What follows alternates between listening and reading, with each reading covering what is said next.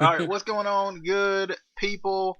Full Gear Review 2020, an AEW show on the Instant Classic Wrestling Podcast. I can't believe it. Me either, DJ. Yeah, well, I haven't introduced anybody, so I had to answer myself. But nonetheless, uh, reviewing the show will be DJ, Adam, Justin, and Casey, of course, like always. The normal crew at this point, but overall, I enjoyed the show. I felt like it was good. For me, not being a huge AEW fanboy and kind of being a little critical of AEW at times, it's nice to see. It's nice to see AEW for what it is. And I definitely got some really good thoughts on the show.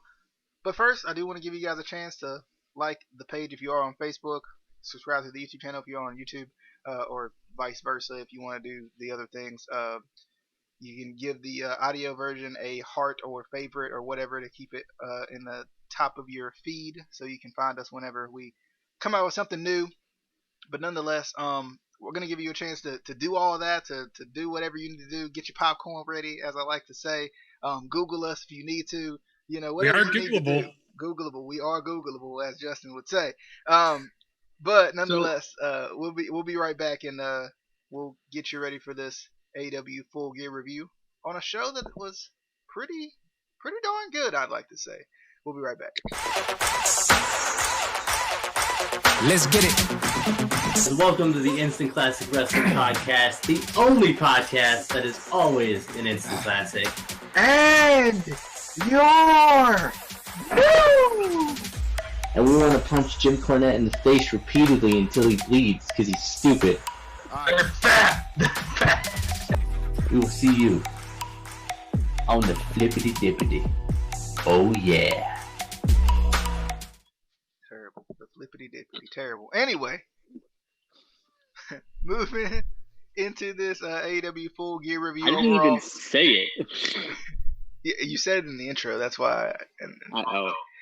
Every time I see that, I don't even have to hear it. I can hear it in my ear. And no. But like real quick before we get into this, because I'm watching the Saints game. One of the players on the Saints got like a cut on his arm, and that's all they're focusing on for like 5 minutes. And I'm like, dude, Taysom Hill. I was like, dude, somebody cut their finger off to continue playing. Like, that's nothing. Come on, let's. Some earlier in the night, somebody put this on Twitter. There was that great GIF of Tom Brady holding up the four fingers. It says, "How many times have the Bucks punted tonight already?" and of course, for the football fans, if you want more of this comedy and a little bit of a serious analysis every once in a while, right? We got NFL picks as well that usually are uploaded at least by Wednesday at worst. If crazy things happen, I guess by Thursday, but typically it is on Wednesday. Of course, Facebook first, and then the rest of the options after that fact. But nonetheless, AEW Full Gear, I gotta apologize. I really do. I gotta apologize to AEW. Because I've been harsh. I've been really harsh on AEW in the past. And it's not because I don't like them. It's not because I think they're a weird company. It's not that I don't think they're a real company. It's not that I don't like their style, their scheme of things, as Justin would say. It's more so like I've had some real issues, right? The mid-card was an issue for me originally. The women's division was an issue for me originally. But at the same time, I look at AEW and I'm starting to love AEW. Not even after one show, but just in general, I love the way they do things. I love the way they do business. In terms of like presenting the show to me. Number one, something we talked about before we went live tonight, which was the stage. The stage and putting detail into the stage, which we have talked about ad nauseum a million times over on this show about WWE and what they don't do. And we talked about it in the preview. We said, I think it was me that mentioned, hey, they should be doing something like I love what they're doing with the little gears going through the face thing. It felt old school. It felt like something WWE would have done in the Attitude Era or something like that. And that was cool. But like one of the things, like I was talking to Justin during the show, and I was like, there's gears in places that we won't ever see again tonight.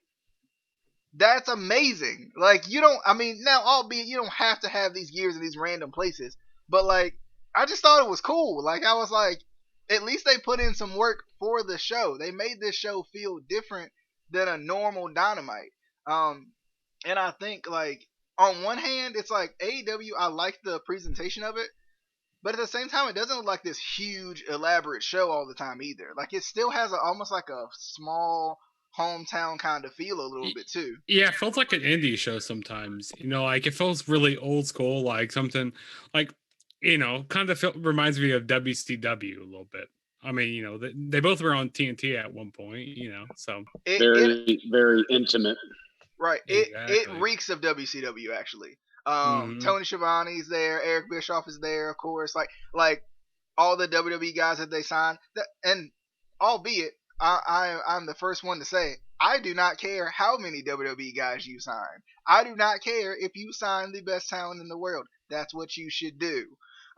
So I'm completely fine with that. I'm completely fine. I mean, let's be honest.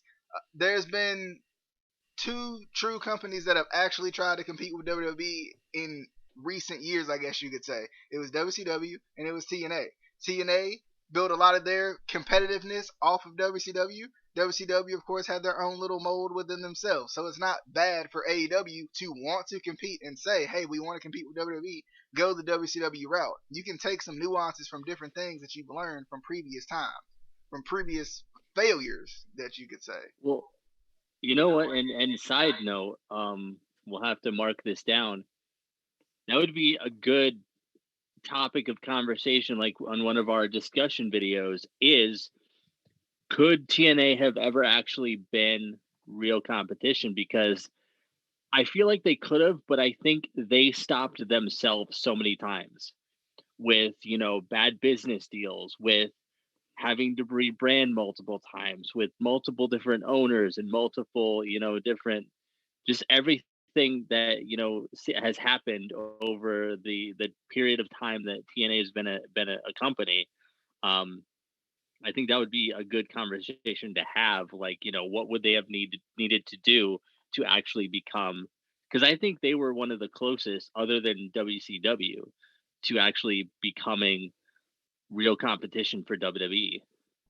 Yeah, I could agree with that. I think that's a very valid point and definitely a discussion we'll have to have, unless it turns into a discussion right now, of course, which because you never know, But nonetheless, I mean, and I'm the first one to say AEW is not competing with WWE. They're competing with NXT first and foremost. But they are the Wednesday Night Wars, as they say. Yeah, exactly. I mean, I remember back. Okay, so the side note. So this is back during summertime. So people, like on social media, I hate. Sometimes I don't like how wrestling fans go like, "Oh, like this company's better. No, this company's better." Like, what you watch that company? Like, I just don't understand. Like, why can't you just let somebody enjoy, what they're watching? Like, why do you have to nitpick? Say, "Oh, that company's bad. Like, you should be watching this company." Like, I just don't really understand what. Go ahead. Well, I was just going to jump on that real quick because, like, unless you have some sort of stock in a certain company, like you're employed by AEW or WWE or Impact, why do we have to be so like? And okay, if you just want to be an AEW fanboy, that's fine. If you want to be an Impact fanboy, that's fine. But why can't we just enjoy professional wrestling in general? Exactly. Well, not only that, Hurricane Helms, he said this. It doesn't matter what 3 or 4 letters are before that represents the company name. If you're a wrestling fan, you're probably going to be watching a good amount of all said companies, whether it's TNA, whether it's ROH, whether it's AEW. Doesn't matter. They're now. And not to go to that route, whatever, It's like political parties now. It's WWE's the best, and if you think otherwise, you're a piece of you know what. It's like no.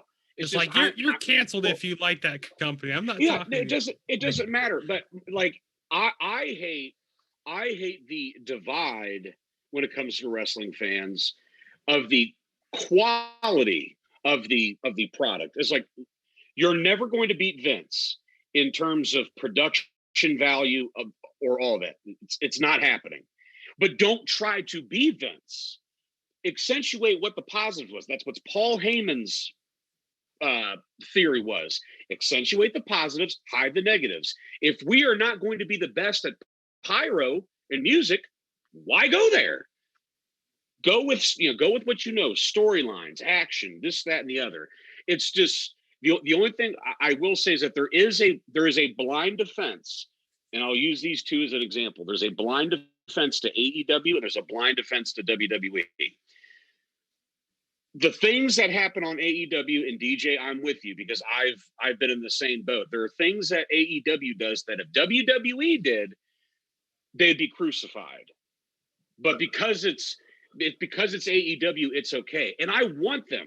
Trust me, no way, shape, or form do I want AEW to fail. I want an alternative. Unfortunately, there are times where I think they are WWE light, which is what a lot of companies in the past have done, is that they try to steal from the best, but they try to go beat for beat with it. And that, to me, ultimately goes down to ownership.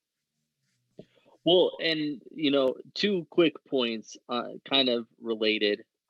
So first of all, like we're talking about, all these fans are, a lot of them are, you have to watch this company because, that company sucks or whatever. Or if you're not watching this company, you're not a real wrestling fan.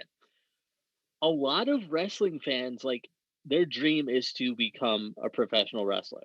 Like, and from a worker standpoint, if I got an opportunity to work for any of these companies, I'm not going to be like, oh, well, I'm not going to work for, AEW because Impact's better or NXT is better. If I get an opportunity from a company, I'm going to take it. If I got an opportunity from Impact, I would take it. If I got an opportunity from Ring of Honor, I would take it. I don't care if it's getting me in the door and giving me, experience and a show to, show my craft. I'm going to take it. I'm not going to be like, oh, well, I don't want to work there because, I don't like the way they do this or that. No, if it's going to be a good deal for me, I'm going to take it. And then also with AEW signing former WWE guys, again, we've talked about it at length in the past. It's like, if a football player gets released from a team and goes to another team, you're not going to be like, oh, well, why are you taking all these? Like, it's so dumb. And granted, I don't want them to do everything that Impact did. I don't want them to just, I don't want them to take all of these WWE legends and, put all the weight on them. I want them to take, guys that are in their prime still, guys that can, carry the company for a long period of time, not just, let's, for example, I love that Gangrel is in there. I hope that they keep him, but I don't want them to put all of this weight on him and, have him try to carry the company when, he's still working, don't get me wrong, but, you have so much other talent that, can still work for the next 10, 15, whatever amount of time, years. Don't put all of your eggs in, the WWE Hall of Famer basket or the former WWE, basket. Take who you can afford, take who you're actually going to use, and use everyone accordingly. Well, not only that, to echo off that sentiment, you just nailed it on the head. You mean to tell me that, and let's take this, back a handful of years. You mean to tell me if Tom Brady was out of New England, say 2011, my team, or when the Chiefs were down, when the Colts were down, you mean to tell me you wouldn't take him? It's like, yeah, of course. You hated him, but the thing is, I've said this about a lot of players. It's like, I hate that SOB, but you know what? I'd want him on my team. Of course you would. You don't, but you don't have to set your laurels on ex WWE talent. But you need to have names to get the draw. The problem with AEW, in my opinion, and DJ, I want to see what you think about this, is the way they presented a lot of these guys. They presented them like everybody knows who they are. You are appealing to a new audience. That's why you need to do more promos. You need to do more vignettes. Tell me who these are and why I should care. Not like, well, I mean, everybody's seen PWG. Everybody's, seen bar wrestling, like, again, you're going to, I hate to say it, the lowest common denominator. You're going to the, general basis. You're going to the casual fans. Like, you need to. You're going to the casual fans. You need to see to get them invested. You go like, okay, why should I be invested in this person? Right, and that's why I do like TNA is at least in a point now where they're almost like. I don't want to say like because it's not around anymore. Like the AAFL that got debunked last year. It's like, ooh, Cardell Jones and this player and that player, they were just on an NFL roster last year. I want to see how those guys are doing. TNA is kind of like that in that realm of, man, they got the Good Brothers. Oh, Eric Young went back. Ooh, EC3 went back.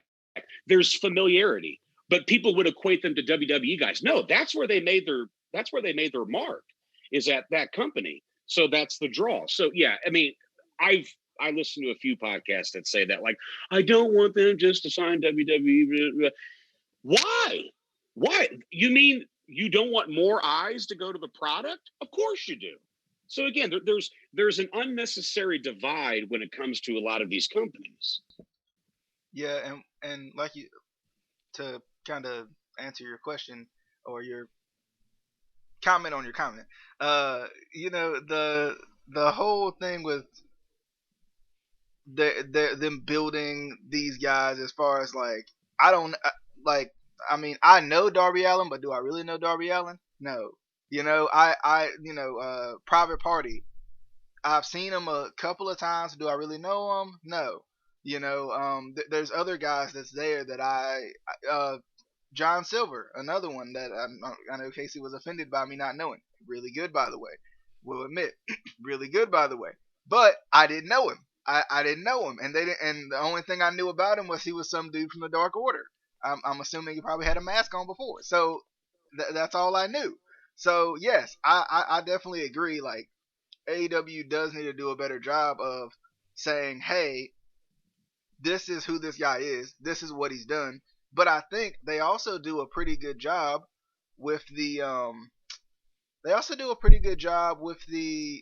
with the records and stuff like that. I like the records aspect of it. I like the statistical aspect of it, where we get to see, hey, this is how this person is performing under our brand. But at the same time, I like that. I don't know. It's hard to say, because I like that we're getting to see how they perform. But I think at the same time, there is a little bit missing in terms of, hey, maybe this is what they've done.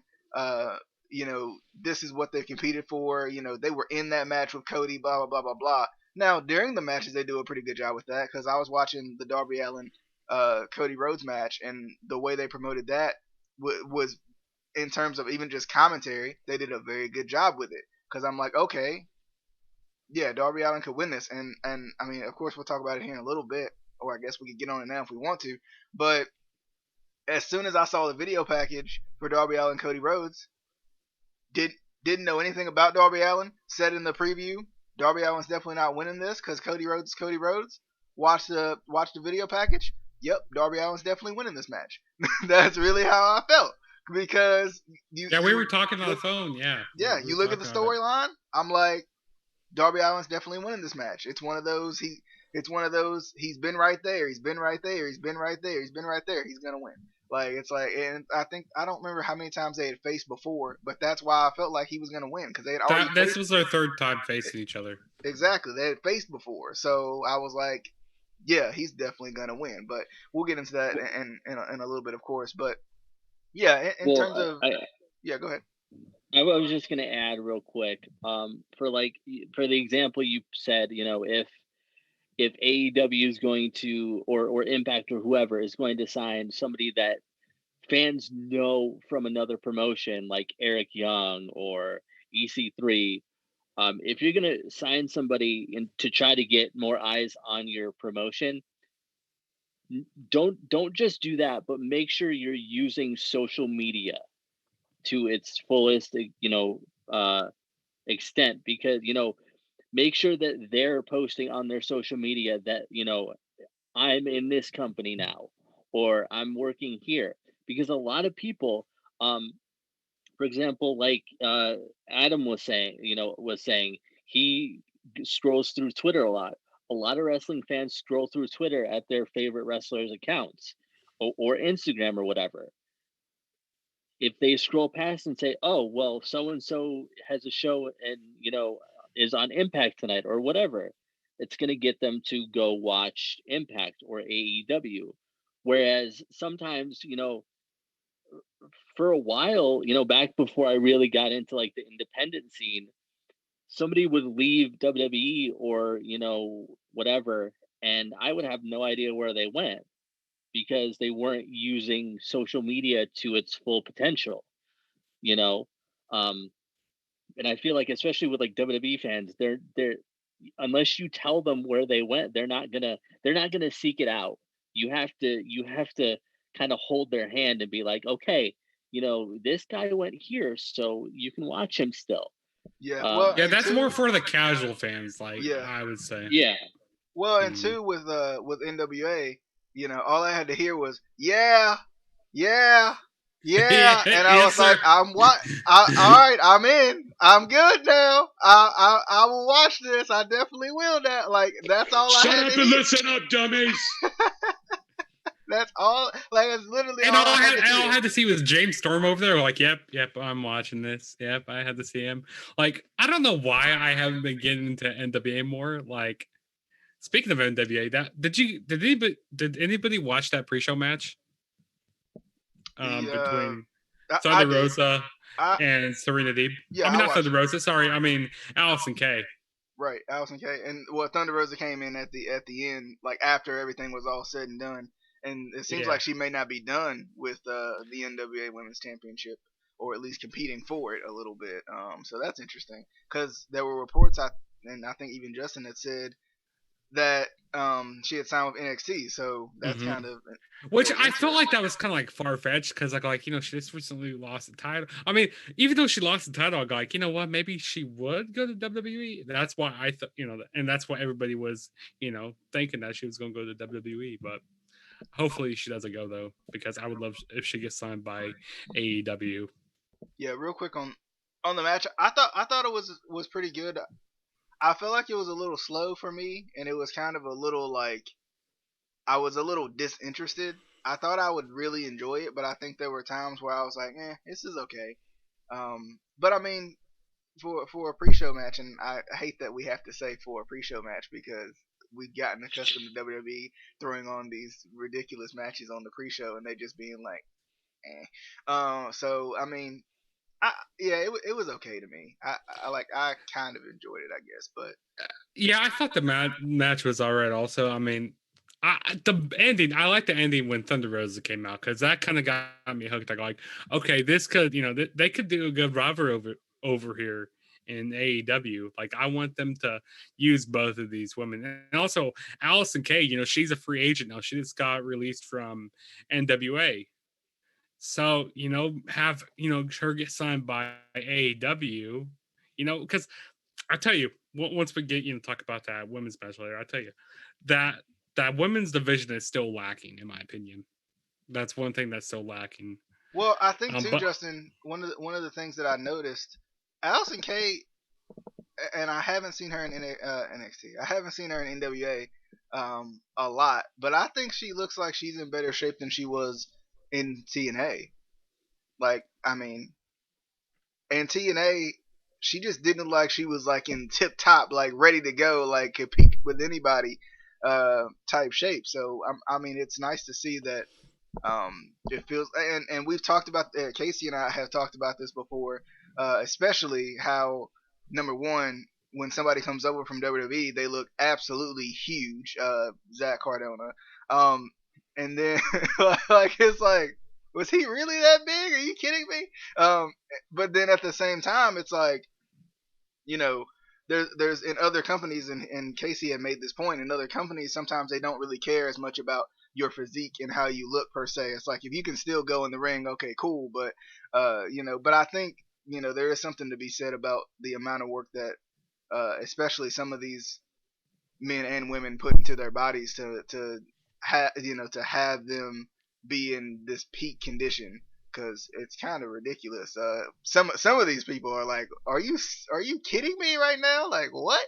But Hey, Cardona, are you on the gas? Woo, woo, woo. You know it. Well, and I'll just add that, like, you really should, I if you're in a wrestling, if you're in wrestling, you should really be working on your body, getting big, getting swole, if you will, because at the end of the day, Big Swole? What? In- What? I'm just kidding.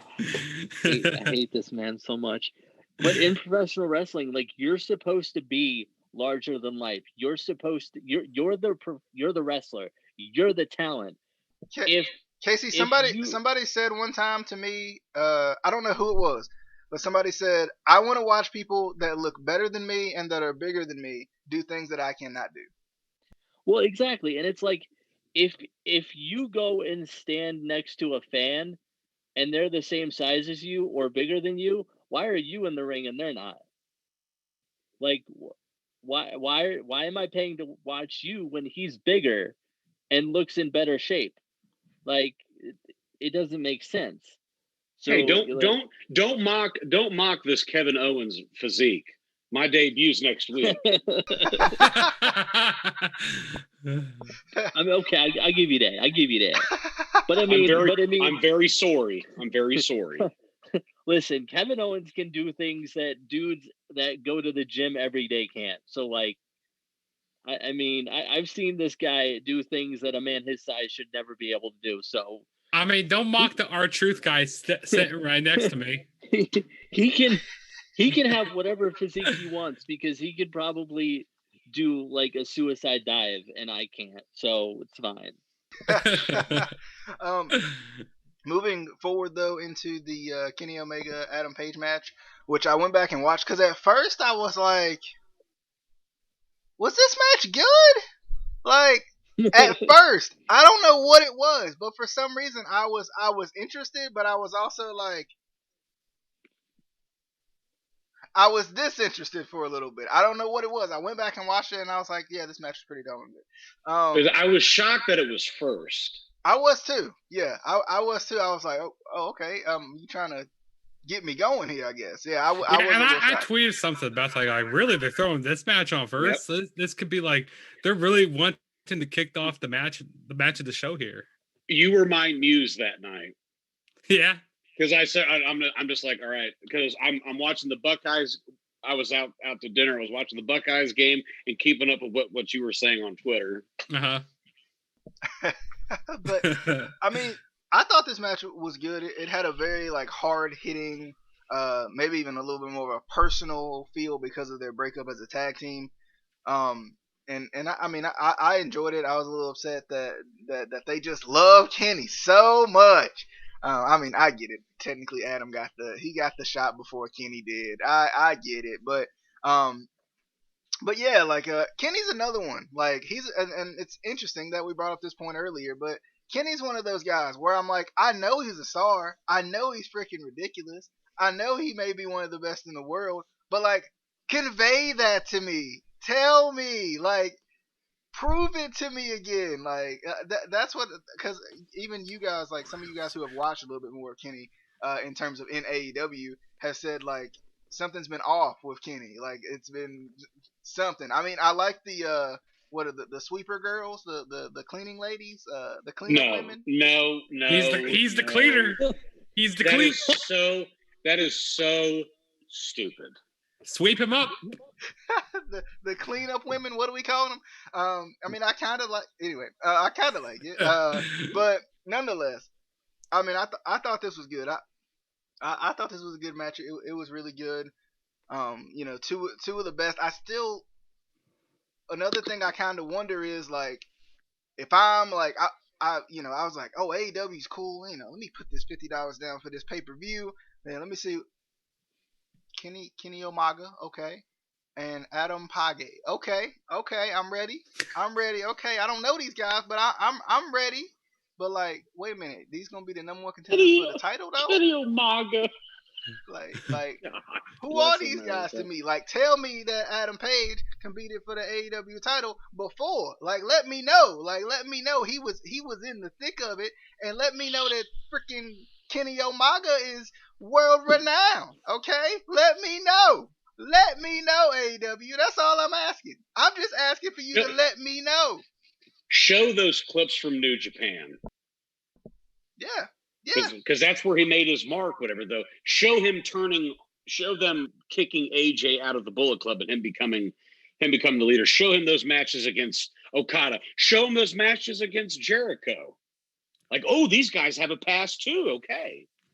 Exactly. Yeah, definitely. Especially you put him in the ring with Jericho and see that he's sticking around with Jericho. Okay, I gotta see this guy then. If he's that good, yeah, I know Jericho. Okay, and that's just for like, because I'm always trying to think of it from a casual fan's perspective too. Because of course, I mean, I'm hardcore wrestling loving fan, but like not everybody's like me. So it's like, you know, I mean, but I enjoyed it. Of course, Kenny won. I wasn't surprised. I was a little upset because you know, Adam, that's my guy, and Casey knows Adam Page, that's my guy. The Hangman Page out here is my man. Okay, he is my dude. Okay, I'm starting the list back up again of dudes. I'm starting the list. Okay, but but somebody gonna take that out of context and turn it into a gift. Anyway, but yeah, this was good. I enjoyed it.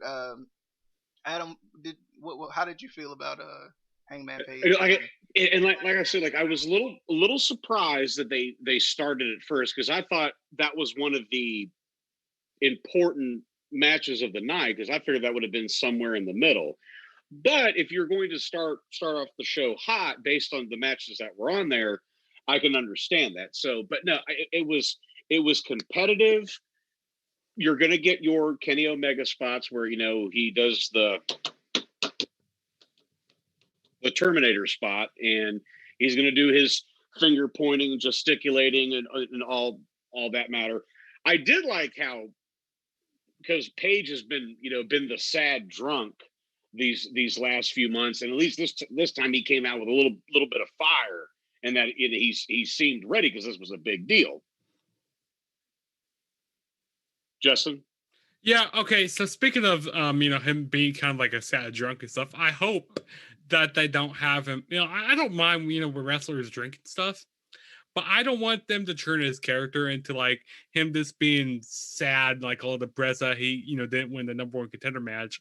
Like, I don't mind a happy drinking, like Stone Cold Steve Austin, having a fun time, drinking a beer, busting them open and stuff. I don't mind that. But when you're doing it, like your character's changing, like going into a dark place, I just don't like that type of drinking. Like, he just becomes a drunk, basically. They got to get that tan in. Well, not only that, like, it's like, buddy, you're not a 16-year-old emo kid. You're a cowboy. Cowboys don't get sad. They buck up and start whipping ass. Stop being such a mopey sap. But no, anyway, I thought this was good, hard hitting. I'll say this: JR, with maybe the exception of the Ultimate Deletion match, JR was on his game last night, or on Saturday. I'll give him that. He was on point. I did like the finish, because I liked how, because usually Kenny, it's just, he hits the one wing angel, no problem. This one, it was a struggle, because Paige knows it's coming, and he He doesn't want to get caught. He doesn't want to get caught, and then boom, slips, bam. It was very well done. It actually showed that, Page registered the danger. Like, he can't hit me with this. He can't hit. Boom, lights out. So I thought, yeah, it was very, very good, very hard hitting, very competitive, which is my style of wrestling. Yeah, I love the little struggle too. I thought that was a good little nuance that they put in there. Justin, thoughts? Yeah, I thought this was, a great way to open the show. Really hard hitting match, really personal between both of them. Former tag team, partners and champions, and going for to see who the number one contender is. This should be personal. They should, both want to win. I love how personal it was. There was this really cool spot there in the match. They were fighting on the outside of the ring, and it was Kenny Omega. He hit this nice moonsault, which, okay, there's one thing I have to gripe about with JR. He called it a hurricane run on guy. Come on, JR. I mean, I'm going to let this slide because I heard some worse from other commentaries before, like Michael Cole. One move. So I mean, it's just one move, and then he goes like, "Oh yeah, sorry, I flubbed up on that. At least, and Justin, at least Don Callis, I mean, did a good job of saying moonsault, and then JR was like, okay, because I mean, it happens. Yeah, exactly. I do have to make one point. Don't ever put Don Callis and Excalibur in the same booth. They sound exactly the same. Every time, because, Excalibur's got that cadence. Hiroshi Katashi. Well, Kenny Omega has been in part of my family since he was 10 years old. Who's talking? Who is it, the Canadian or the weird Mexican masked man? What is happening? True. I did like later on in the night, suicide dive or Excalibur. What's your lingo? Tope suicide. Also, there was another cool spot in the match where it was on the outside of the ring. It was Kenny Omega when he hit a pop-up powerbomb. Maybe it was Omega. I can't remember exactly. Yeah, the pop-up powerbomb on the outside of the ring. That was nice. And I was about to tweet something. I would love to see a V-trigger into a buckshot lariat. And then a few seconds later, they did that move, like a V-trigger into the buckshot lariat. Amazing. That was one of the best parts of the match. I do have a question. And maybe Casey will agree with me for once on this one. Nope. Why does Adam Page take the time to go outside of the ring to do the freaking buckshot lariat? Like, I get it, it's his finisher, but like, it's the same thing we talked about with Randy.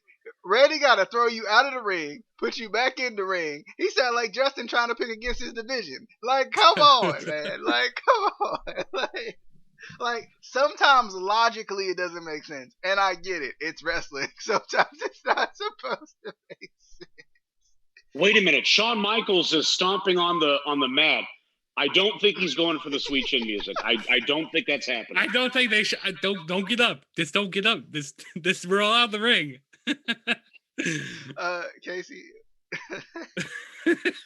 Well, first of all, I have to say I prefer Tope Suicida because it sounds so much better when the team is really hyped and they're like Tope Suicida.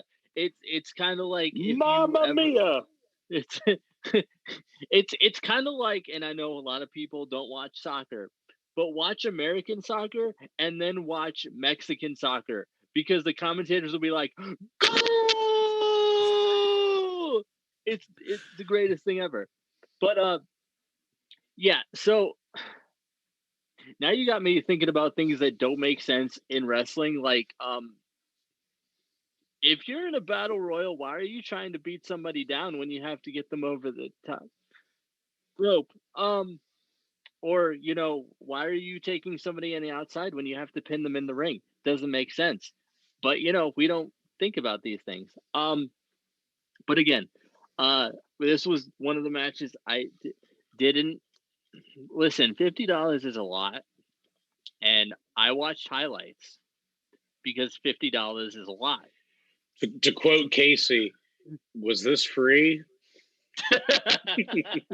Exactly. $3.99. Was it $3.99? Because no, but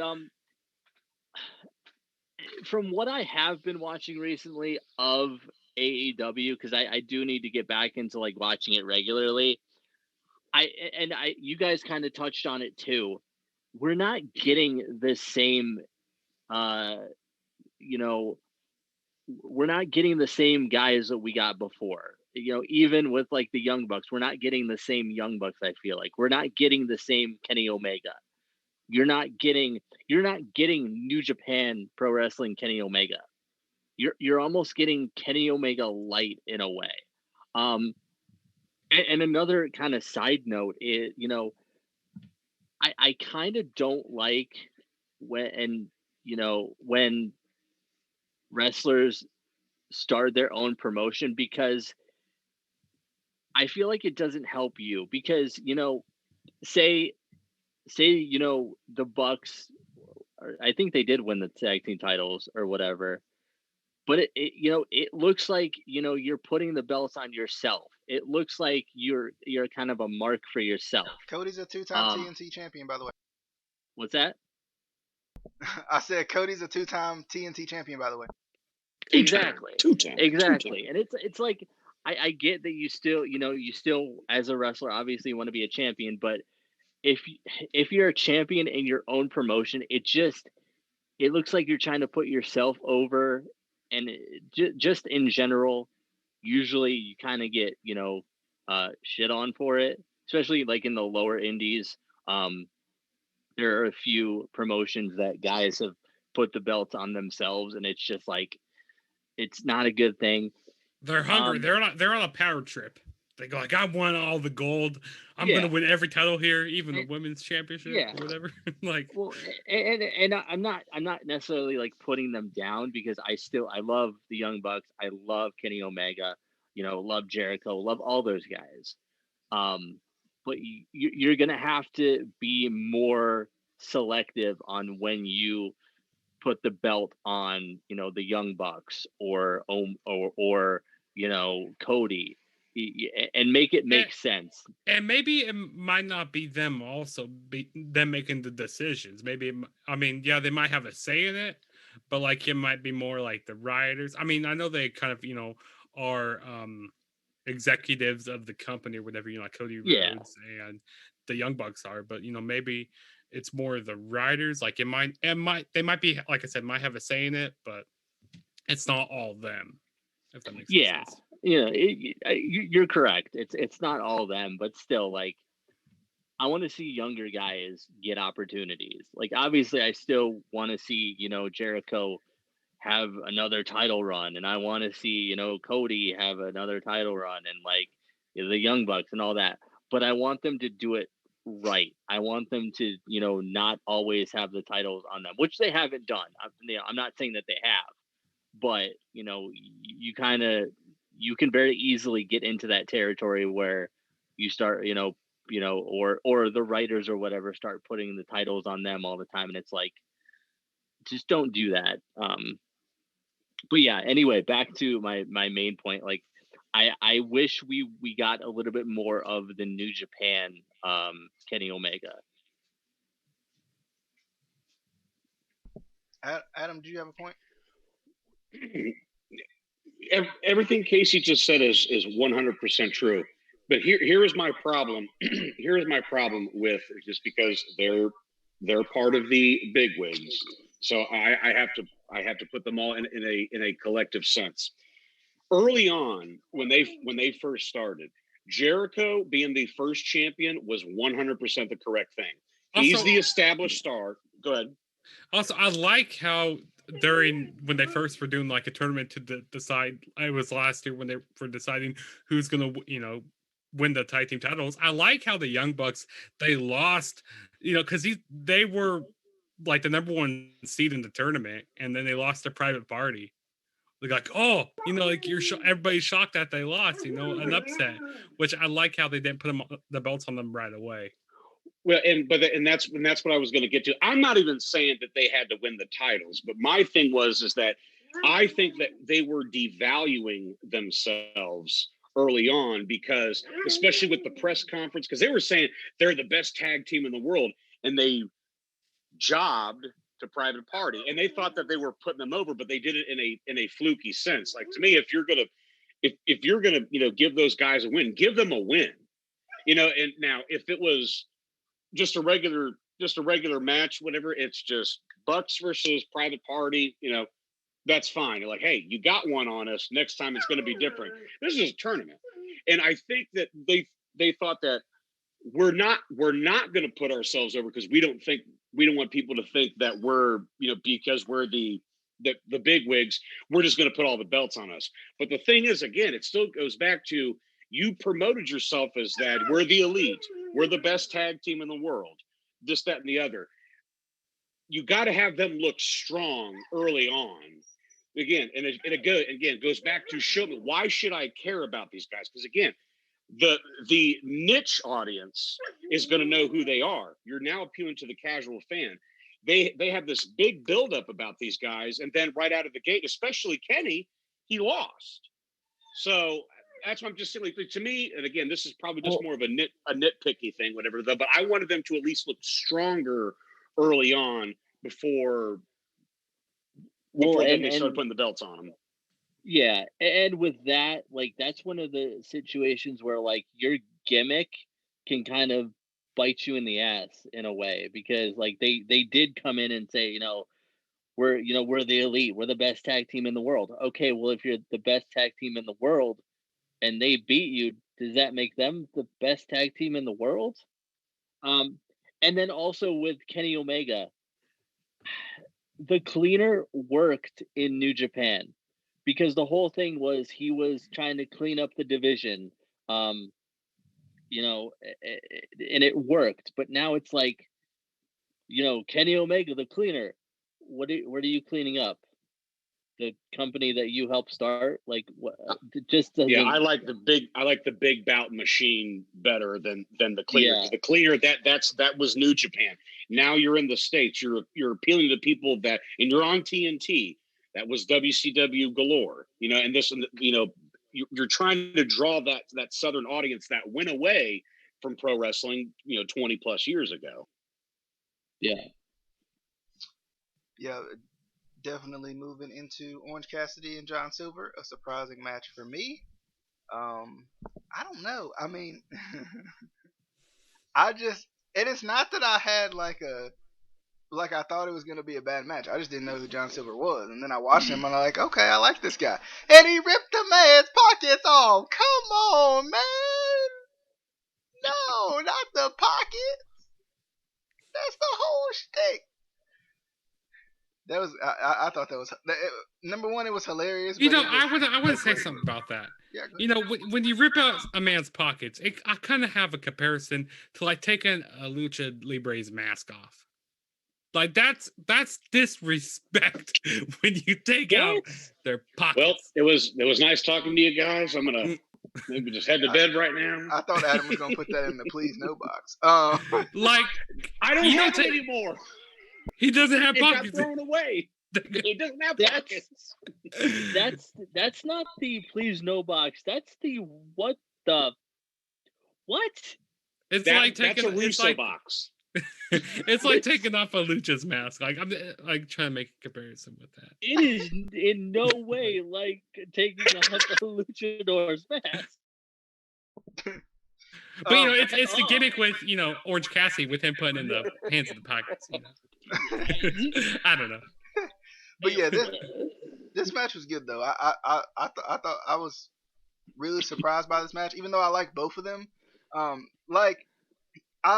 I like Orange Cassidy, and it's weird, because Orange Cassidy is funny, but at the same time I can take him seriously, which a lot of times I can't do, Otis. A lot of times I can't do it. Like I can't take you seriously, and you be funny to me.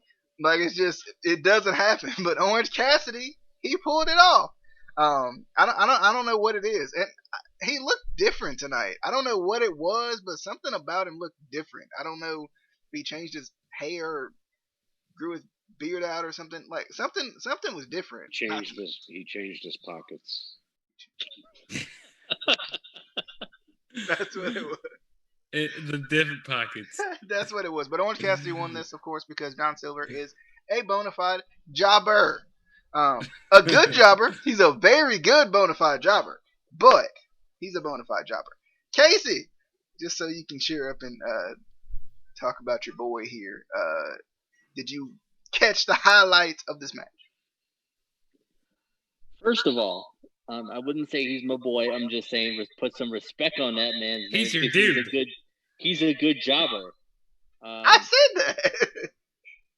You put some respect on his name. And have you ever seen someone rip someone's pockets out? No, you haven't.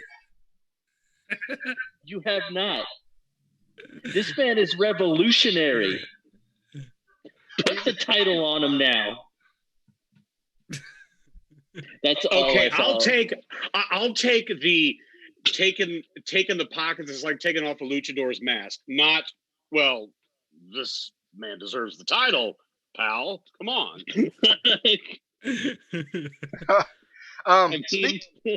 Speaking of luchador's masks, let's go back to the person who made that point, Justin. Can we not? I thought this match was all right. I mean, there wasn't like really anything too special. Really, the only good thing about the match was Orange Cassidy getting his pockets taken out. I love how that's the highlight of this match. But the right guy went over here because John Silver was a bona fide. I can't even talk right now. Speaking of Justin, while we're on glorified jobber, while we're on the point of John Silver, Long John Silver sounds really good. No, goddamn pal, this is what you do. You take a lighter and you set his pants on fire, and we'll call him Hot Pockets. That's right. Get him in here. Oh my god!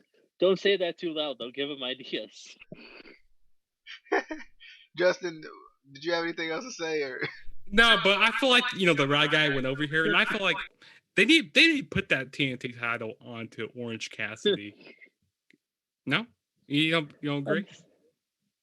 It's a cop out statement. I will say this: he is a gimmick that does not need a title. I mean, that's just my opinion. He's kind of like an R-Truth a little bit, like you could take him seriously, but I mean, you can't actually. No, you can't take R-Truth seriously. You can't. But no, he's like Otis if Otis was good. Okay, there you go. That's a good comparison. I like that right there. I like that right there. First of all, R-Truth is a former NWA champion. People, but I took him seriously when he was in TNA, but in WWE, I just can't. He's no. I mean, Killings is in his name. True. when you have the name Killings, like you go like, is this man gonna kill me? Like what? He's just. I've never thought that when I've seen R-Truth, not one time. Adam, please. Get the please no bucks. I got you. I don't have it anymore. It was my wife has those little Scentsy wax things that you put in the little tea lights, whatever. That's what it was. And she finally remembered. She goes, "What is this?" I'm like, "Don't ask." Don't ask. but no, like I this was an entertaining match. This was the perfect, if you want to call it, filler after a strong match. And again, this was fine. I will say this: you trim John Silver's beard, did he not look exactly like the referee? I'm like, did they switch outfits? What is going on here? Again, just I understand the appeal of Orange Cassidy and all that stuff, but just the nonsense with the tap. It's the best. But at the same time, what did pop me, even though I was like, why do I like pro wrestling so much? What popped me was John Silver going, "It doesn't hurt. It doesn't hurt." You know what else pop? You know what else made me pop? when I love when best friends when they hug. Like I don't know why that just makes me cheer every time. I will say again, as cutesy as that is, I don't like the fact they do the Okada Rainmaker pose and they just pan backwards. I'm like, come on, guys. There's only one man that deserves that camera angle, and that is Kazuchika Okada. But I will say this: I like, and I don't know if that's his legit finisher. I like Cassidy's finisher, that flipping snow plow. I thought that was pretty slick. But I mean, who in their right mind thought that Dork Order member number 75 was gonna go over here? You said Dork Order. Dork Order. So, but anyway, like I said, this match was fine. It was, it was some gaga. It was entertaining. And again, when Orange actually works, I'm like, I want to, like, I don't hate him. The silliness of the gimmick of, I can understand that, starting up before the bell even rings. But at that point, if a guy is doing that to you, why do you not just hate punch him in the face? Because he's too smooth, Adam. He's too smooth. The man got his hands in his pockets and still dodging you. And hits the suicide dive, which is ridiculous. Why the heck would you do that? You gonna die. Listen. You can't hit a man with his hands in his pockets. That's just bad form. You can't do that. Exactly. Orange Cassidy would be the perfect, figure for a little kid going, your yard, my yard. Your yard, my yard. Exactly. It's actually pretty spot on. Pockets.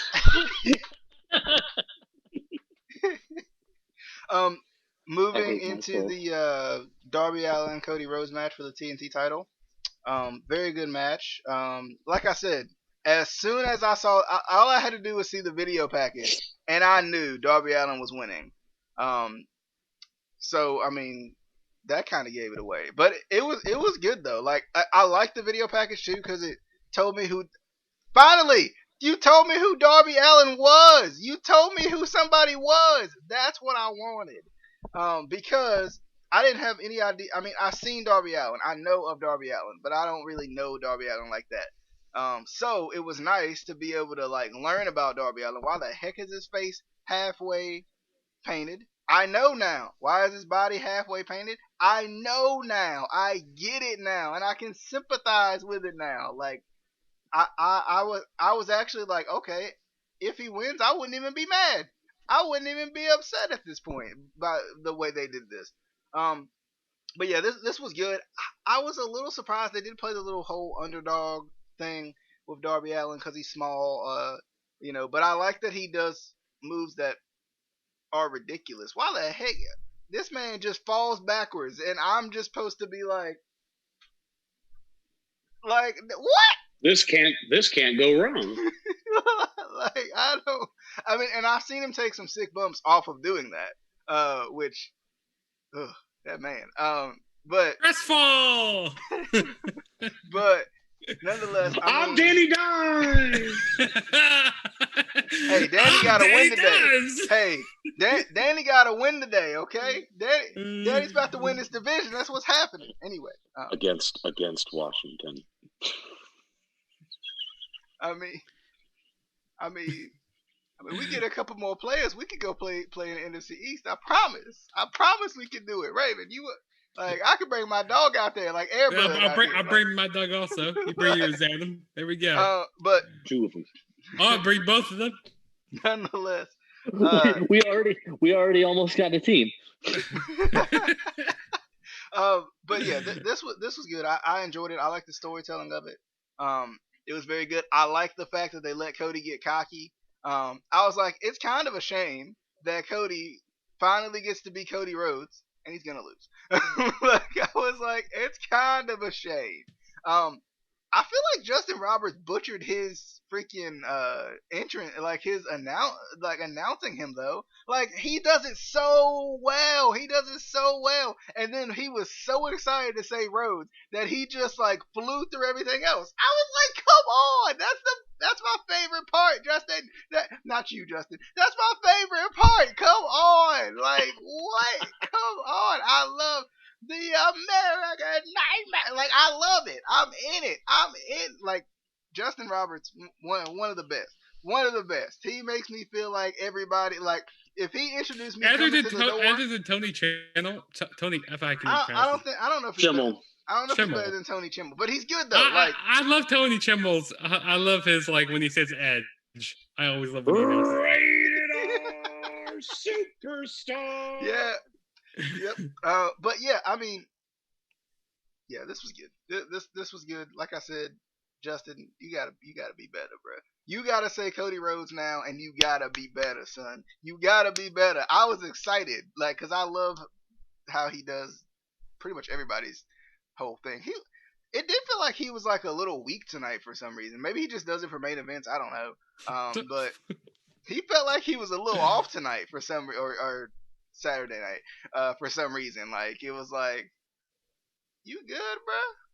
Like are you alright? But nonetheless, Darby Allin wins.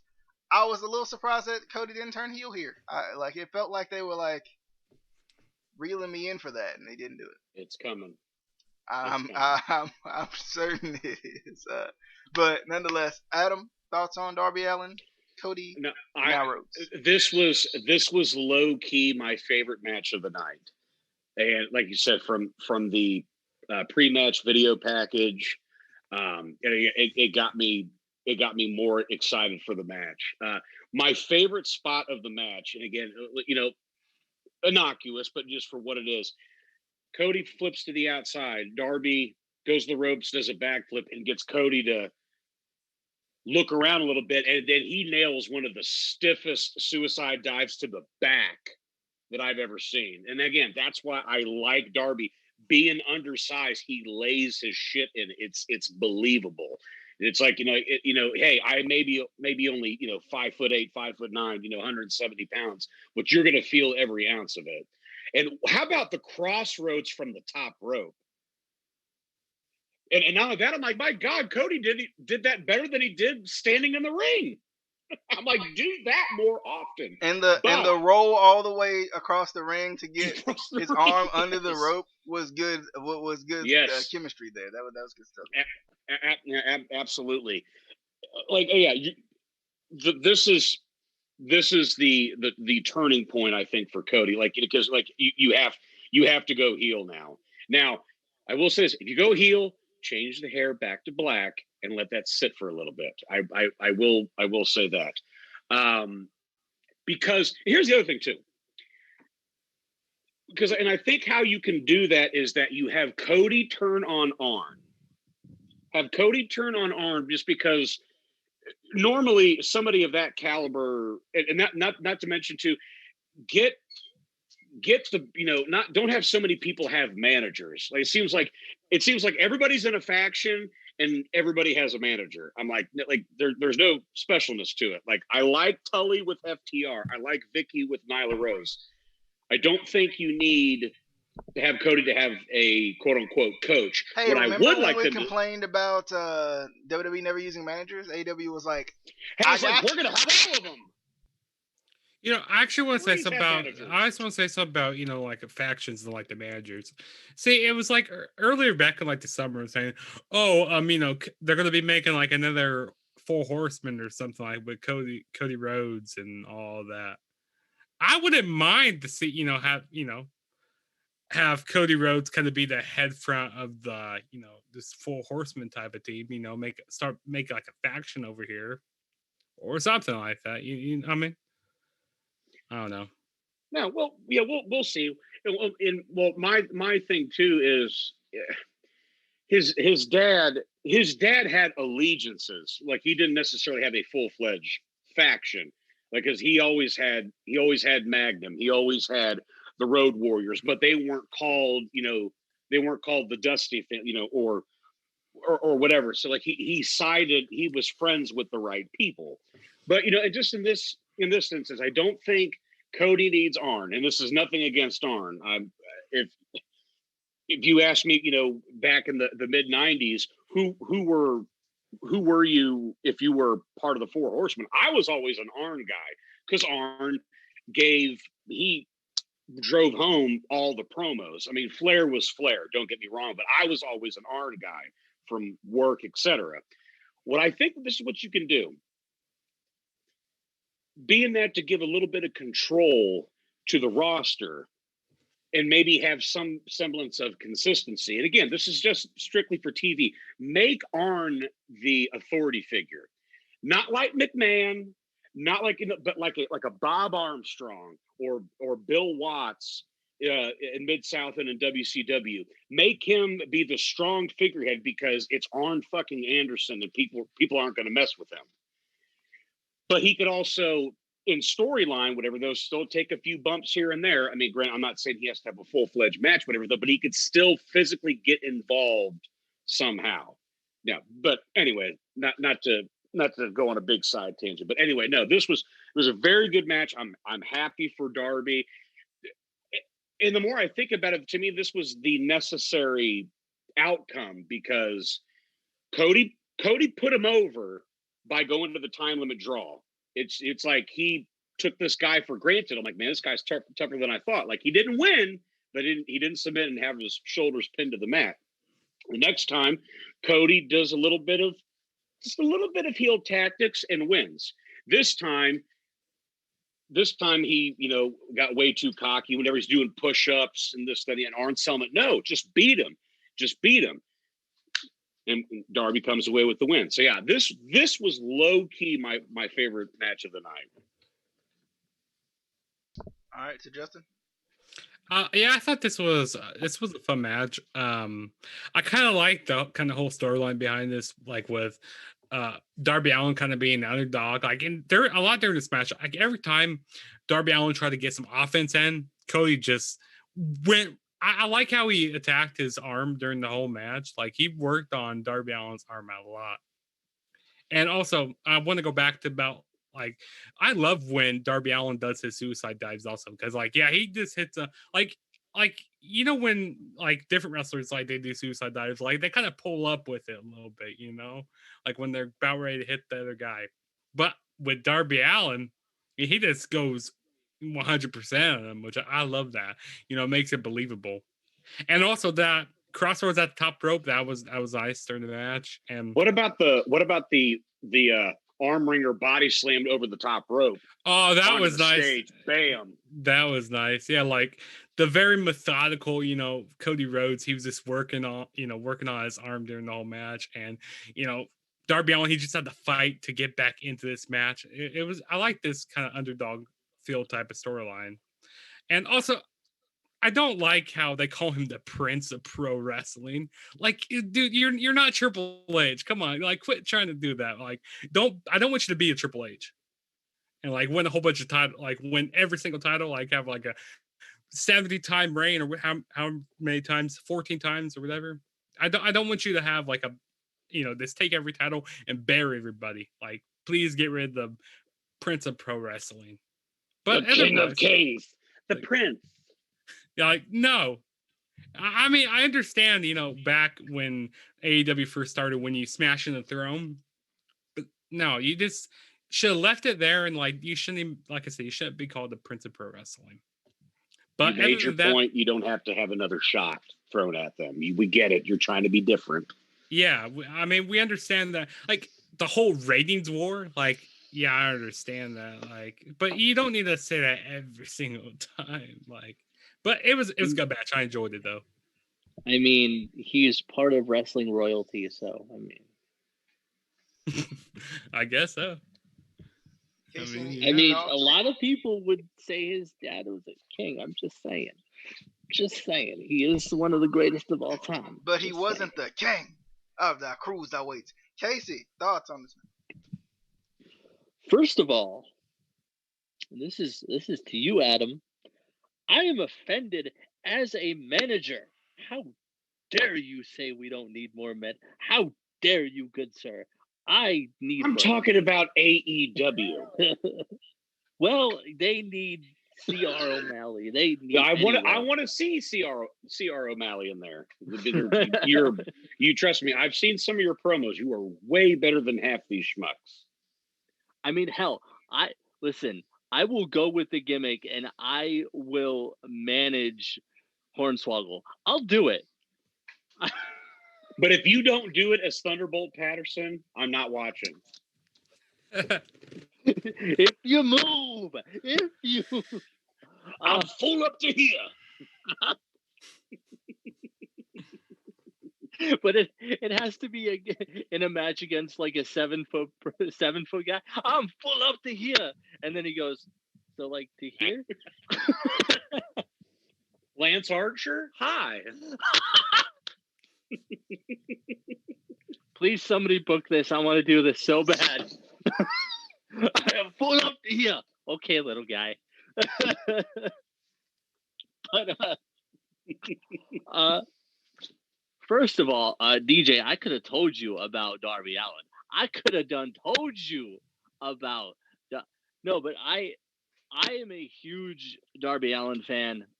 Since the very first time I ever saw him was in Florida, WrestleMania weekend, and like I was blown away. The crazy things that he did, the way he kind of, throws caution to the wind. He'll put his body on the line. So he's your man scout? Yeah. I've noticed it's weird. I haven't seen the Man Scout in any big promotion. I'm just saying. But no, he's overlooked. I like him. He's overlooked. I like TNA, him. please sign him. Please sign him. He's a good guy. He's a good guy. But no, like at that show when I first saw him, I was talking to one of the merch stand guys, that was working for the promotion, and he was talking about how like Darby Allin like pretty much has no fear, and he'll just do things to see how it turns out. Like he'll be like, you know what? I wonder what happens if I jump off this 20-foot ladder. Let's just find out. Like he doesn't worry about the outcome. He doesn't worry about, if it's gonna hurt him, which I like that about him. But definitely surprised also that he won. I didn't expect it, just because like, you got Cody Rhodes, and so I was surprised that he won. From what I've seen, it was a good match. I saw the highlights that Adam sent me. That would be definitely a match I want to go watch. Hopefully they put it on Watch Wrestling or something like that, because I'm just saying I'm broke. It's a struggle out here. You need to get back to the t-shirt sales. I'm trying. People don't try. ProWrestlingTees.com/CR O'Malley. Get you a t-shirt. I get a portion of the purchase. Anyway, but I definitely see I agree with you guys. I see a heel turn with Cody, and he definitely does need to go back to the darker hair. I personally never liked the blonde hair on him. I don't know. Just wasn't me. Just wasn't for me. But I am curious to see what they're gonna do with Darby as the champion. If they have him drop it this week, they probably will. Let's be honest. He's gonna have a Sasha Banks run. Please, they're gonna be like, huh? What would WWE do? Drop it. No, I know. I could see them keeping it on him. And I hope they do. Getting into the Akira Shida and Nyla Rose match, which had a terrible ending. Like they had so many points of good endings for this match, and they did that. But anyway, Nyla Rose should have won. And they're already planning dissension with her and Vicky. They got together like a month ago. Like, it's the reason I watch her. I think it was back in July they got together. Yeah, like a month About ago. a week ago. But yeah, like, I mean, I think Nyla has to get the title with Vicky, like we said in the preview, or the Vicky experiment doesn't work. Because Vicky doesn't necessarily, and I want to say makes Nyla bearable, but like she piques the interest levels of a lot of people. I think a little bit more because she's Vicky and she's annoying, and it works with Nyla. So yeah, they made the wrong move here. That's just how I feel. They made the wrong move. I mean, I like Sheeta, but I mean, I just and like I said, I wasn't watching AEW a lot when near Nyla's first run. I didn't hear a lot of good things about her first run. I don't know if it developed her character enough during her first run either. So yeah, I as Adam said, 0. So I don't know. Like on one hand, I'm on the fence about it, but like it typically for kind of floundering or struggling division, a heel champion does help. And a heel champion with a good manager is even better. So that's why I think this will be good because a lot of times, I mean, we love wrestling, but a lot of times the faces, especially in a division that's struggling, does not, they just don't do as well. They don't carry as well. I would rather see the heel get beat than the face continue to win a lot of times. So, I mean, look at Roman in the Universal title. But anyway, yeah, this was okay. I mean, I like Nyla, but at the same time, like, she's just okay to me. Like, she doesn't like wow me. She doesn't like blow me away. So yeah, and the ending was weird because if I'm not mistaken, and I could be mistaken, wasn't there a point where Nyla was working on Sheeta's knee, and then she hit her with the same was working on her knee a lot. She hit her with the same knee that was injured. Yep. Shouldn't be as powerful. Shouldn't beat Nyla, right? Like, where's the continuity at with it? Like, there was none. I mean, that's sometimes in wrestling, like, well, if that person has an injury to some certain part and they use that in the match, like why are they using that certain limb? No continuity, but the Young Bucks did a perfect job of it later on in the night. But anyway, well, that's one of my biggest pet peeves is the continuity with like injuries or working on a limb, whether it's a leg, whether it's the elbow, knee, whatever, is like, first of all, sell it throughout the match. Keep on that limb. If you're working on somebody's right knee, first of all, remember that you're working on their right knee, and then don't later in the match go working on their left knee because we pay attention. And then also, the person taking the punishment, sell it. Even after the match, sell it. Sell it, getting out of the ring. Sell it walking back through the curtain. Because if you stand right back up and act like, so-and-so wasn't working on your knee for like 20 minutes, it kills the whole thing. But yeah. That was my little 2 cents there. Definitely. Casey, just go ahead and give your thoughts on the match. What you thought of it? I didn't see this one, so that was my thought. Oh, that was easy. That was easy there. That actually that speeds up the process, Justin. I didn't. This was probably the weakest match on this show. I mean, not knocking any of these women because it was an alright match, but I feel like I don't like Nyla Rose that much, and her type of style, like having Hikaru Shida, change her different, pacing and different style, to try to work with Nyla Rose. I mean, they just didn't mash up very well together, not at all.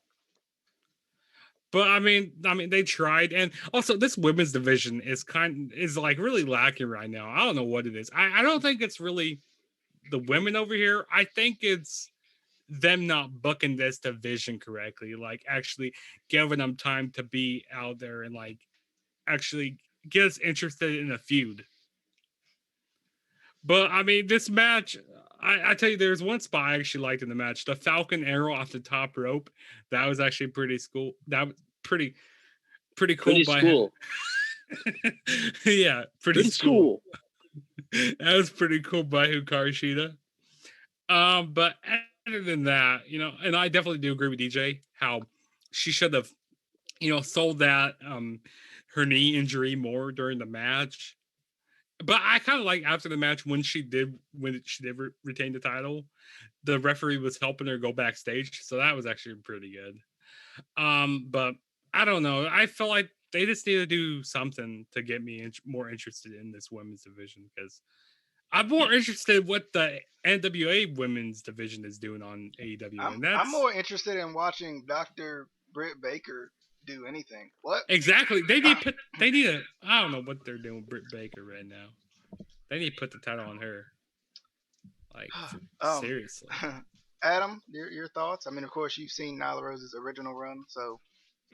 Yeah, and that's what I'm saying. They killed her. They killed her early on.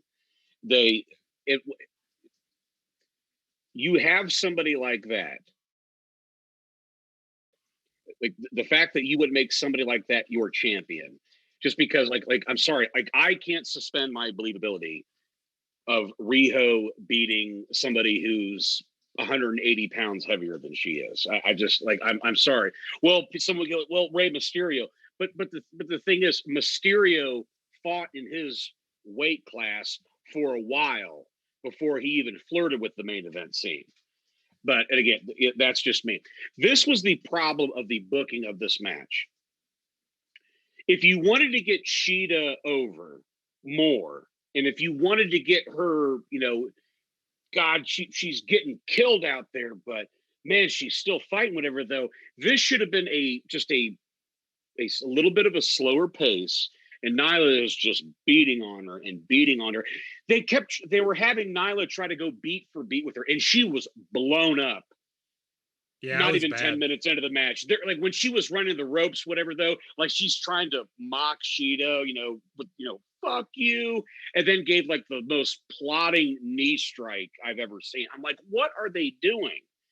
Because somebody like that, I don't want somebody like that to show their cardio and this, that, and the other. Like I said, the flow was butchered in that spot, because I'm like guys, you can obviously see that she's gassed. This was not the way to go.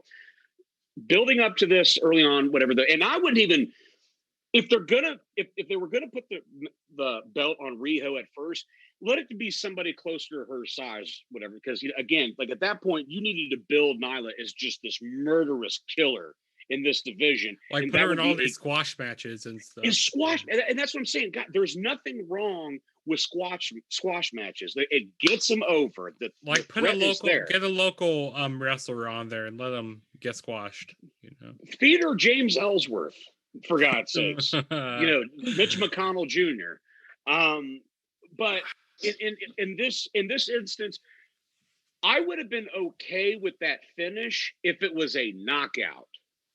Because with that many, like what they do with Riddle, when he's got somebody down and he's just pounding and pounding and pounding, the guy can't take it anymore. I would have been okay with that.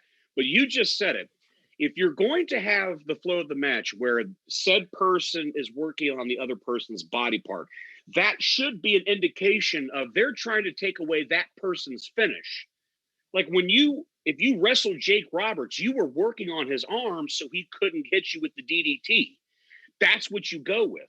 I've seen it work perfectly, with the exception of the Bucks match later, DJ, like you said. I've seen it work live in person one time. It was perfectly done. It was Jay Lethal versus Jonathan Gresham. Gresham was murdering Jay Lethal's arm. So much so, Jay Lethal tries to go for the lethal injection, and when he bounced off the ropes, he collapsed. It was perfectly done. He won with a small package. It's like he had to go deeper to try to sneak out a win. So yes, consistency, continuity. If you're going to work on a body part and you still lose from the part that you were trying to work on, what did it matter? So anyway, it's nothing against these girls. I know they tried. I think they needed a different mindset to go about. And look, I'm no booker, but this is with the benefit of hindsight. But you watch that, it's like, why were you trying to have Nyla try to go beat for beat with Cheetah? No, slow her down, because they and you hear that all the time from the commentators. The slower this match goes, the more it benefits the bigger person. This goes the speed route, it benefits Cheetah. So it was not a believable flow of this pace. But yeah, these two styles, they just didn't fine. mesh up. Like these two styles Did not didn't match mesh this at all. not mesh. Well, like Yeah. Shawn Michaels and Diesel worked because Michaels is working his speed, whatever, though, but all it took Diesel was one shot to change the complete flow. Well, and to add a little bit, and I don't know how they book matches in AEW. I don't know if they have, obviously they have like agents for, matches and stuff, but I feel like they almost need their agents to book the match, like the actual, like, bell to bell, except for like guys like Jericho, the really experienced guys. But like, look at each person in the match's strengths and weaknesses and book the match that way, so that they're not thinking, okay, what do we have to do in this match, what should we do? Have the agents spell it out for them. This is what we want you to do in the match. And I know a lot of people are like, oh, well, that takes away the independence from the wrestlers. It takes away their creativity. That makes the show better. It makes the matches work, especially younger, because a lot of these guys in AEW are still relatively young in the business. That not all of them have been in the business for 10, 15, 20 years. I was saying it the other day. Butcher from Butcher and the Blade, he's only been in pro wrestling for 5 years. So it's like, obviously, he has a partner who has been in the business for longer, but Pepper Potts, man. take the help where you can get it. What's that? What you say? No, I'm not saying Pepper Potts. I'm Pepper not Potts, saying man. it. Pepper Potts. Yeah. I won't say it. I won't do it. I won't say it. But yeah, just like, if it helps make your show better, I feel like you got to take that sacrifice places, because at the end of the day, it's going to make your match better. It's going to make more people like you. It's going to make more people want to watch your matches. Just my thought.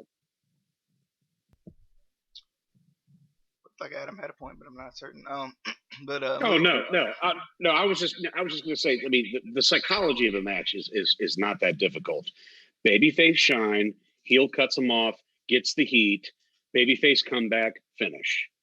Exactly. And I don't understand, like, their all out match was a lot better than this match here. Like, I don't know.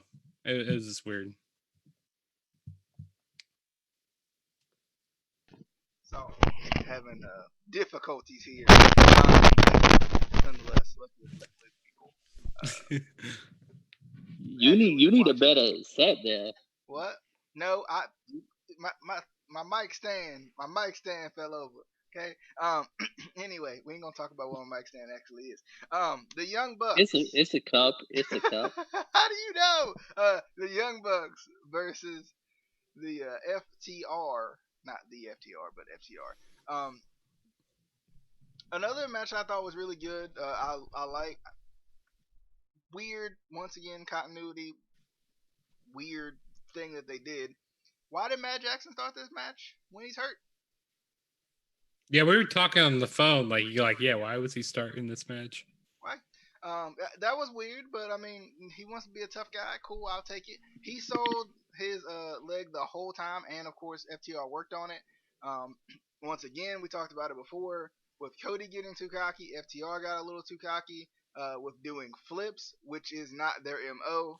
You know what to say? No fists, no flips, just fists. Yeah, no fist, just fist. And they didn't stick to their scheme of things. Right. They didn't stick to their scheme of things. And if the Baltimore Ravens stick to their scheme of things, it could have been like the Ravens and win. Exactly. Yeah, but we ain't gonna remind Casey that until pick come around. Anyway, anyway. But this match was really good. I enjoyed it.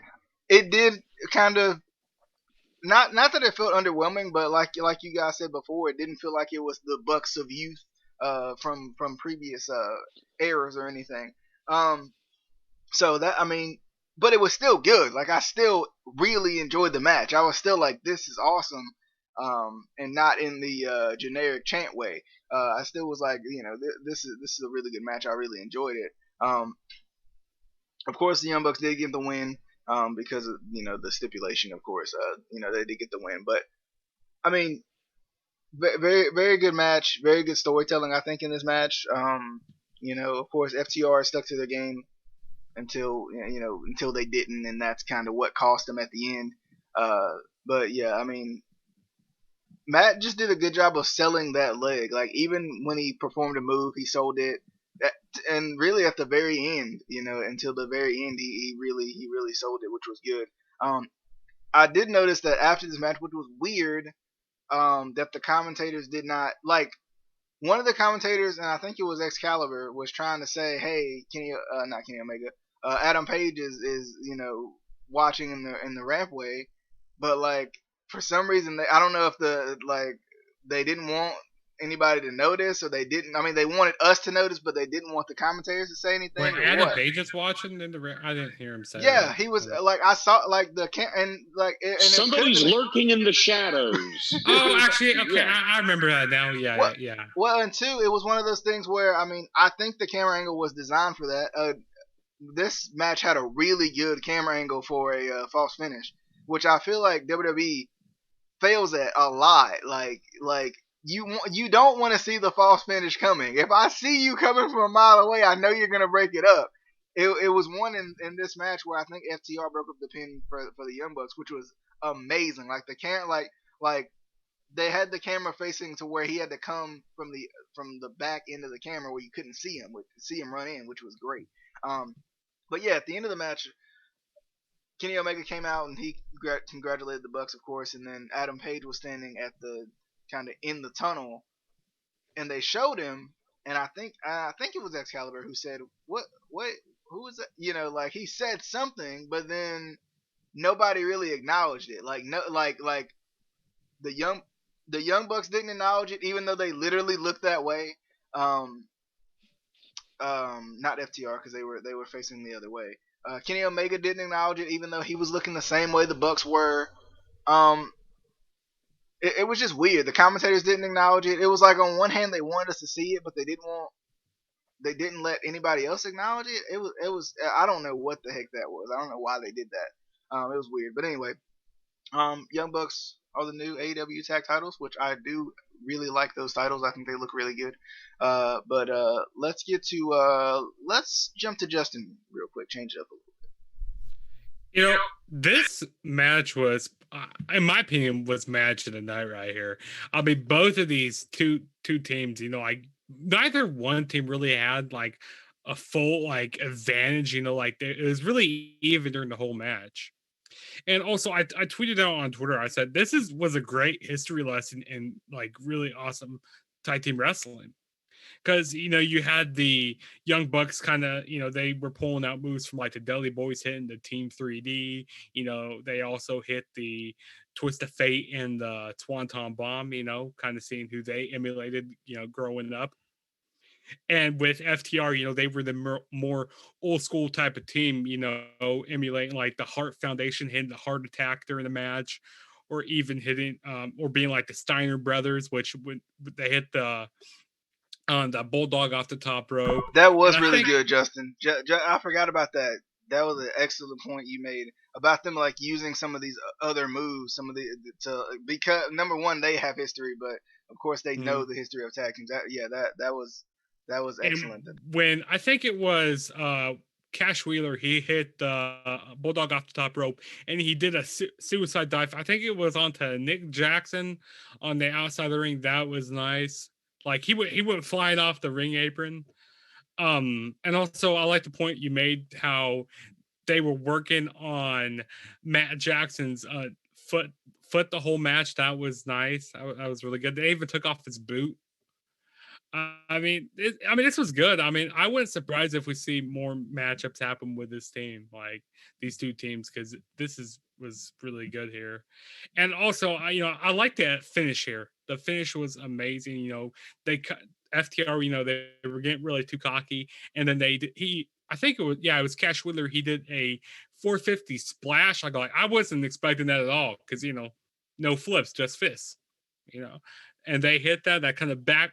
Matt Jackson moves out of the way and hits a super kick with the edge of your foot. I go like, what? Like, why didn't they just use his other foot? But it was good though. I enjoyed it, and I'm happy that the Young Bucks are new tag team champions.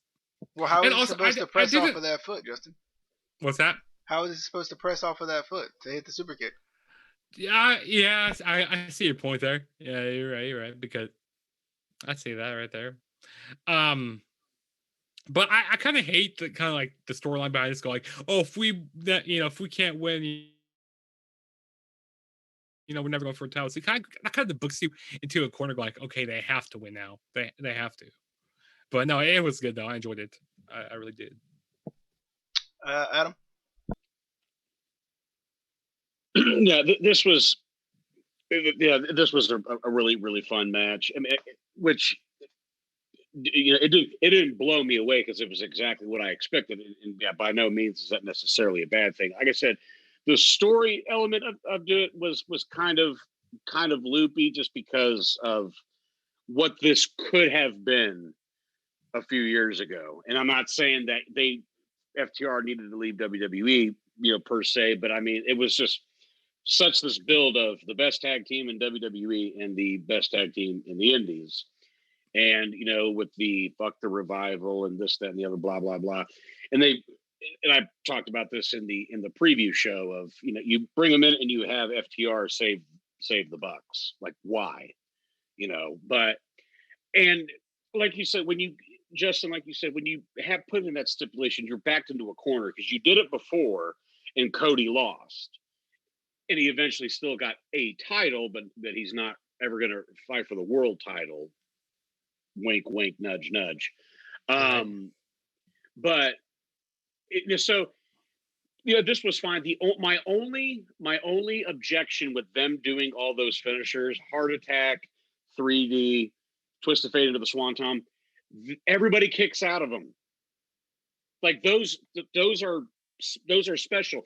If you want to incorporate those throughout your matches, fine. But you did it all in one match.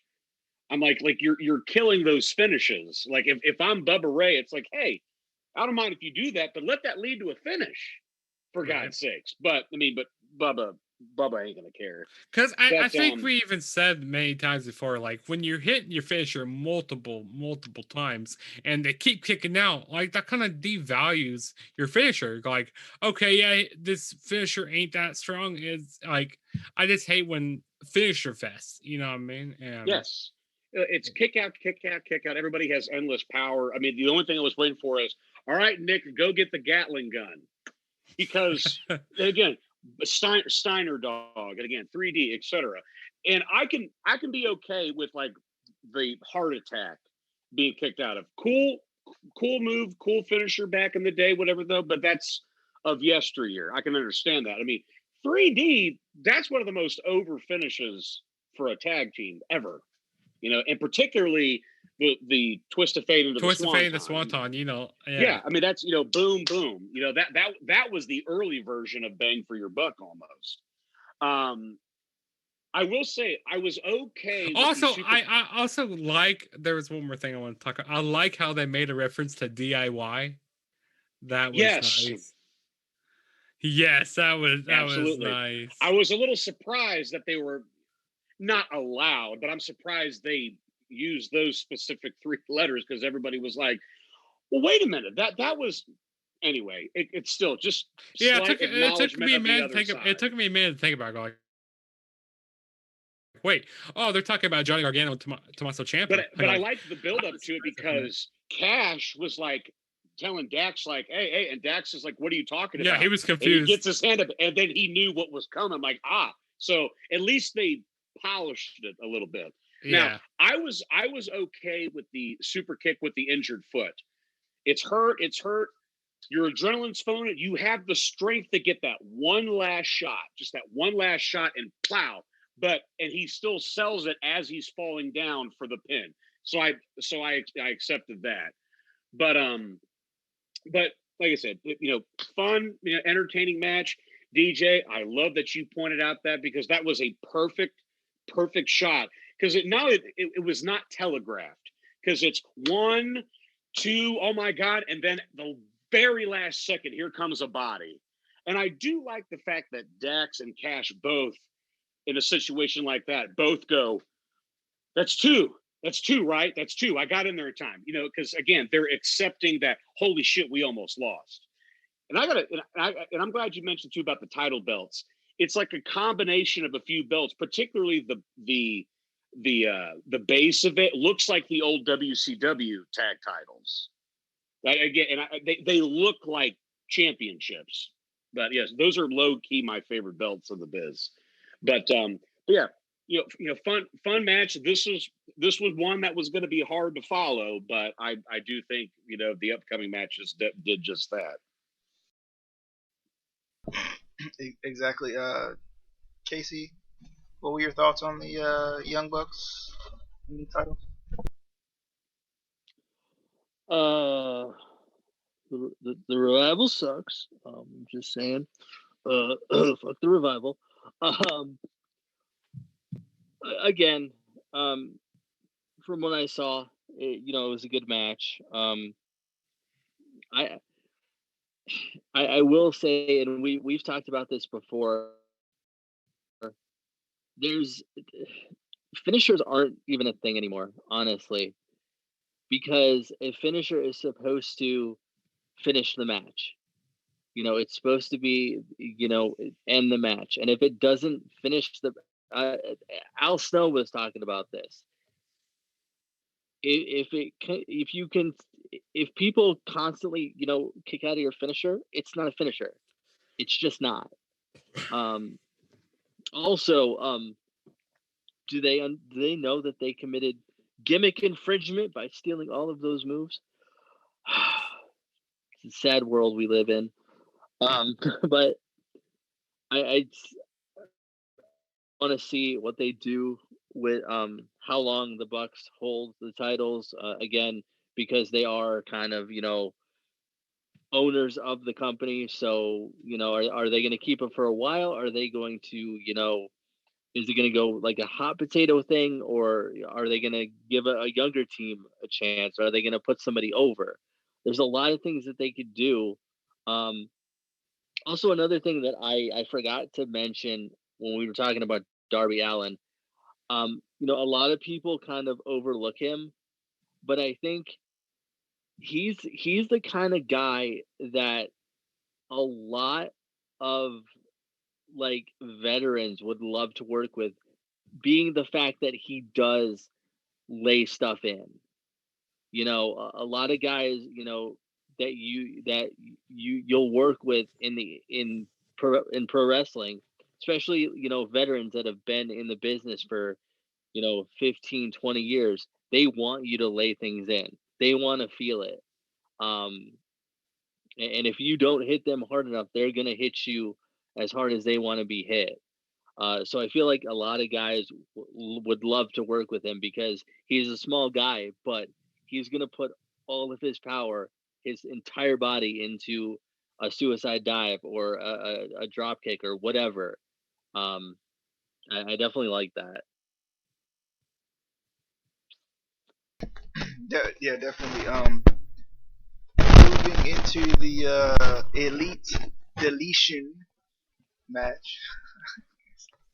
The Elite Deletion match. Oh man. Um, which I really enjoyed. Um, I'm like, I mean, people. Somebody had posted, what's been the best one. Of course, the one with him and Jeff. The one he did with Bray and WWE, and then of course this one. And I think they've all been good in their own right. And it's kind of hard to even pick one, to be honest, just because they've all had their own, nuances that I think made them special. This was cool though. I did like how how Matt drove up and was like and crushed Sammy's. Well, it wasn't he didn't even have a monster truck. Sammy had like a friggin' He had a golf cart because yeah. if you I don't know if you watched their Stampede their arena, what was it? No, it was their Stadium Stampede match at Double or Nothing. Matt Hardy, he was driving in a golf cart, or like one of those go-karts for like at the arena. Not a go-kart, yeah, golf cart. And he chased after Sammy Guevara in it. And so they were kind of playing off of that a little bit. Saying put him Matt Hardy in a big monster truck. Hey, saying that he's bigger than him. I just want to say something, and I'll let you get back to what you're saying. I like how when Matt Hardy ran over the golf cart, he goes like, "Yes, this was orgasmic," and he said that. I also like when he said that this was a squash, basically. That's funny. But you go back to what you were saying, though. Yeah, yeah. That's what I was gonna say. That part was really funny. It had some, of course, funny parts in it. But it was also cool because we hadn't seen a match like this in a while. To see some of the returns, Senor Benjamin, of course, Rebby came in at the very end playing the piano.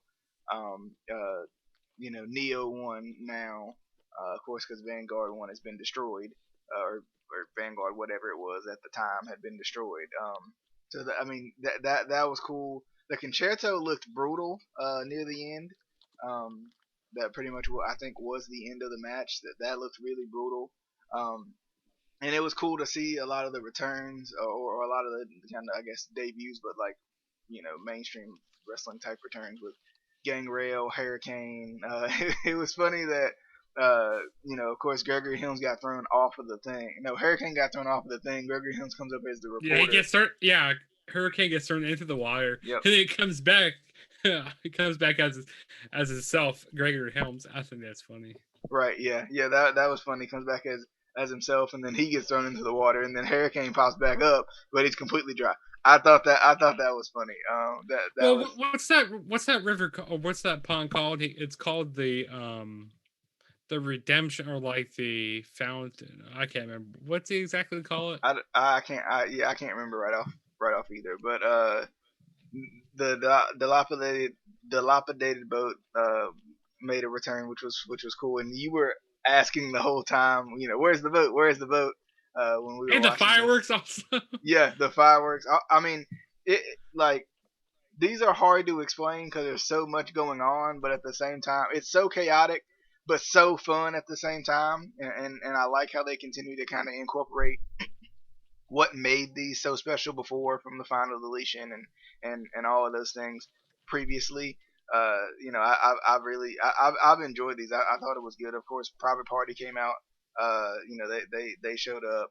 I think that was all who showed up. I'm missing somebody, but I can't think of who it was right off the top of my head. But nonetheless. Oh, I figured out what the lake is called. It's called the Lake of Reincarnation. Yeah. Yeah. So yeah. when Gregory Helms gets over, he gets reincarnated back into Hurricane. Yep. Yeah. So, excuse me. That was funny though. I enjoyed it. I thought this was really good. Interesting to see a cinematic match when there's a crowd in the audience.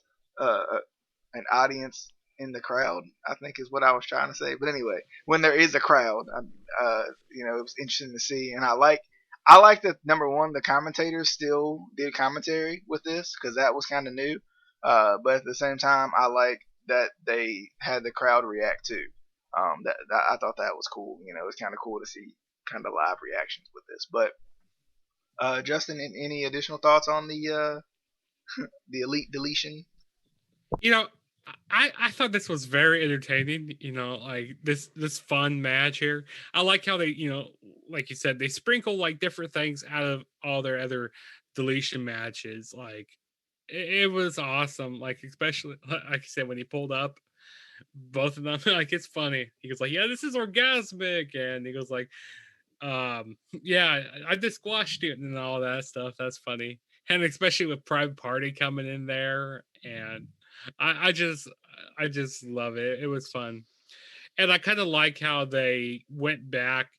You know, so at the All Out pay per view, you know, when Matt Hardy had this concussion, I kind of don't like how they, you know, Matt Hardy did that. He did the concerto. I don't really like that because they're kind of playing off. Oh yeah, he got the concussion. Like you don't play off somebody else's like injury like that. But I understand. I hate you, by the way. Yeah, that's funny there. But no, this was really fun. Like different things sprinkled in at different moments here, especially the Lake of Reincarnation. I love that, and seeing Gangrel, it was just awesome. We saw him go fight into the garage. The garage door gets shut. I like that, and then the boat comes falling down.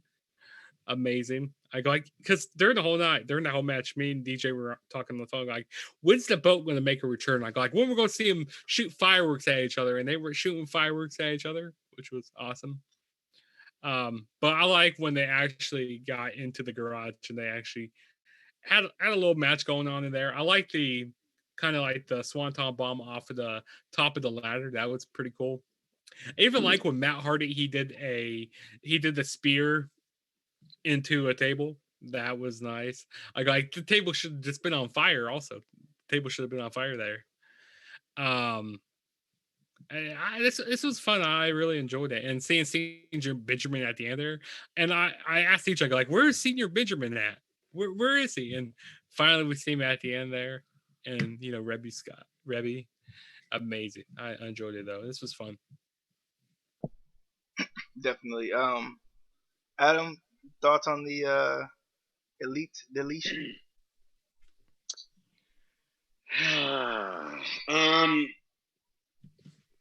This was a match. I will say, even the dog agrees. Like I knew what I was going in, what it was going to get into. Again, it was going to be out of, you know, over the top, out of control, borderline silly, but that's fine. But here's my problem. The fact those guys commentated this almost killed it for me.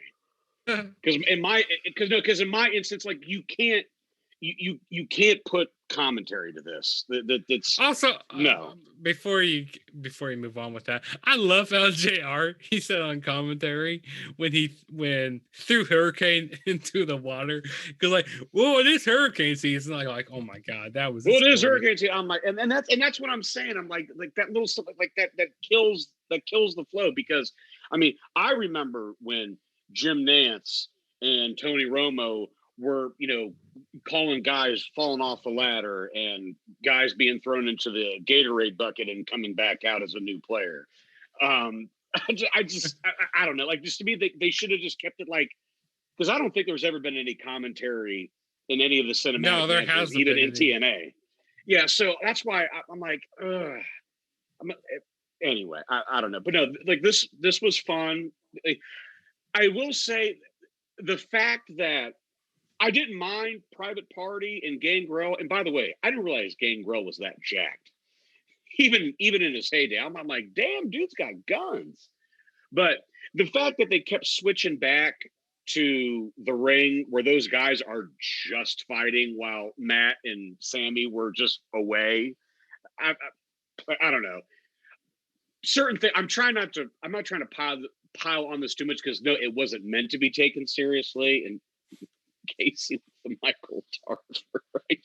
I can't stop looking over there.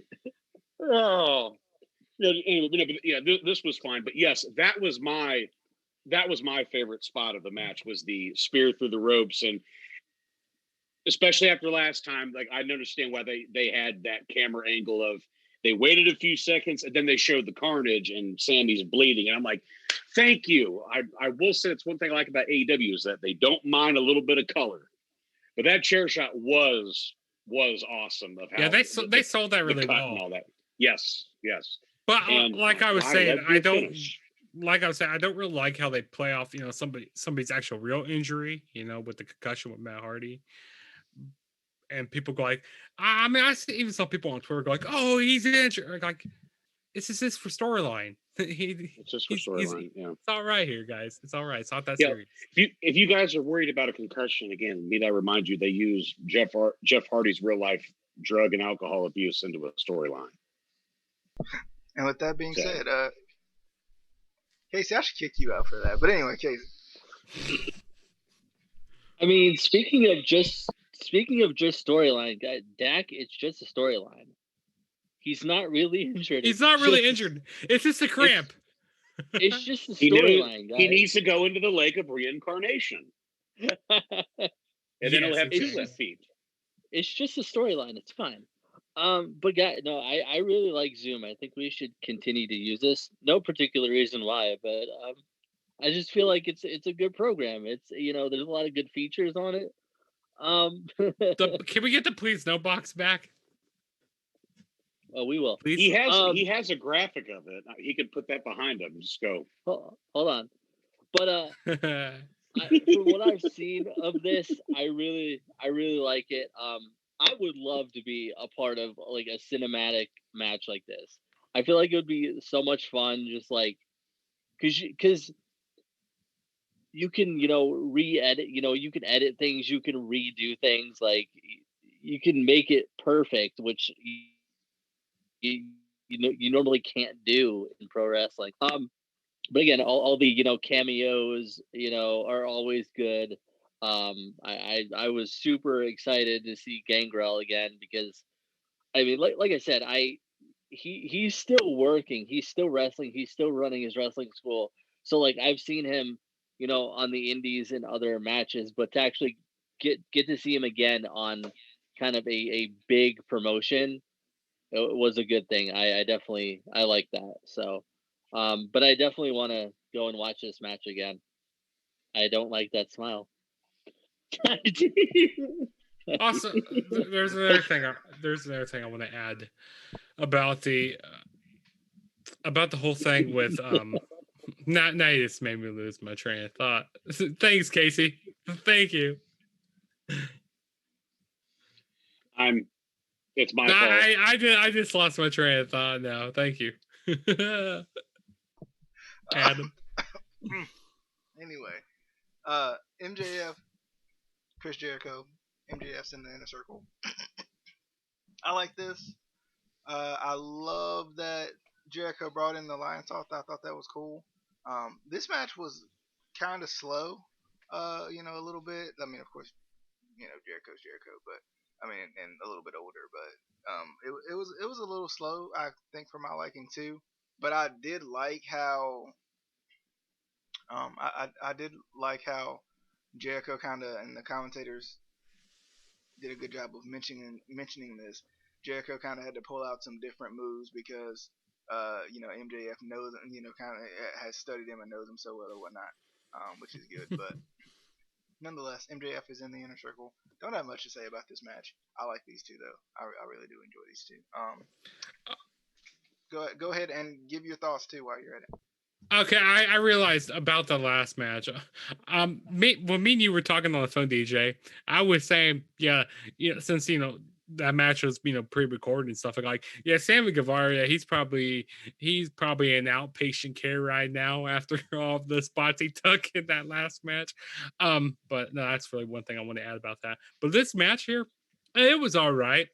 I felt like after all this, I feel like this show was starting to run long here. I was like kind of getting a little tired at this point. I mean, not this was a bad match. I was saying it was just more of a slower match, after these two matches we've seen. But I like seeing MJF kind of do, stuff that to do whatever he had to do to win.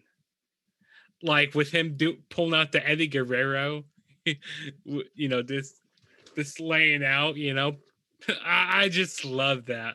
That was awesome there. Or, doing the roll up, pulling onto the tights, because Chris Jericho said that he didn't have that mean streak. He couldn't do anything to win. And MJF was he like, was the one that was soft. He was the one that was soft. SAWFT. Soft. I had to say that there, but no, it was a good match. I enjoyed it, and now MJF is part of the inner circle. Good matchup. All right, Adam. Yeah, this was fine. I mean, it's a little. I don't want to say redundant, but it's hard to. It's hard to get into. This wasn't going to be a fast paced match because it's a heel versus a heel. But the psychology to it, whatever that I get, even though I will say Chris was the babyface in this match, and again, to me, this needs to start going in that direction because, to me, Jericho's done all he can, and now the young blood is in the group now. He's got to be the one that wants to take power, and yeah, like all the the cute spots we know again with the bringing in the bat, and he gives him the flips the bird and does the Eddie Guerrero thing, and miraculously it led to a finish. My God, that was so refreshing. But there's one thing I do have to say, that Chris Jericho is getting slower as these matches go on. He cannot throw a punch anymore, and it's depressing. It's just like when they got onto the top rope and he was just going, I'm like, dude, you used to lay your shit in, and now granted, I mean, I think that's why he developed this kind of Bruiser Brody, Stan Hansen type character to make it a little bit more vicious. So it's a little bit of a pass, but there's some spots I'm just like, ugh. But yeah, this match is fine. I am interested on where they're going to go because they can't be necessarily, they have to have there has to be a little bit of a divide, or this could be the point to where this is what drives Wardlow to become the face, because now he's got to take orders from two assholes, and they already had that little dissension with MJF and with him and then MJF a couple of months ago. They really haven't polished that off yet. So I don't know, but yeah, this match was just fine, and I like, to me this has got to be met for MJF to go over. I was a little surprised though too that they let Wardlow in. I thought they were gonna do a little thing where MJF gets in and he kind of leaves him behind or something. Because it was interesting how Jake Hager looked at him. Afterwards they kind of had that little stare down, but nonetheless, Justin, did you give your thoughts on this match? I did get my thoughts on this match. Yeah, okay, I want to make sure Casey hasn't. Casey. Well,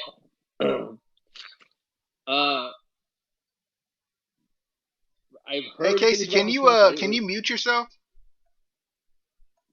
No, I can't. It's weird. Zoom doesn't have that feature. I don't know why. It's weird. But so nobody's gonna talk about the please nobody. No, it's fine. I put it up there. But from what I heard, good match. I wasn't sure how they were gonna book it, considering it was heel versus heel, and that you can either do, and this goes with face versus face too. You can either book it really well, or it can just be the shits. But again, you have Jericho in here, who is one of the best. Even though, yeah, like Adam said, there's certain things that are not as good as they used to be with him. But he's still one of the best. And then you have MJF, who is this generation's best heel. I think hands down.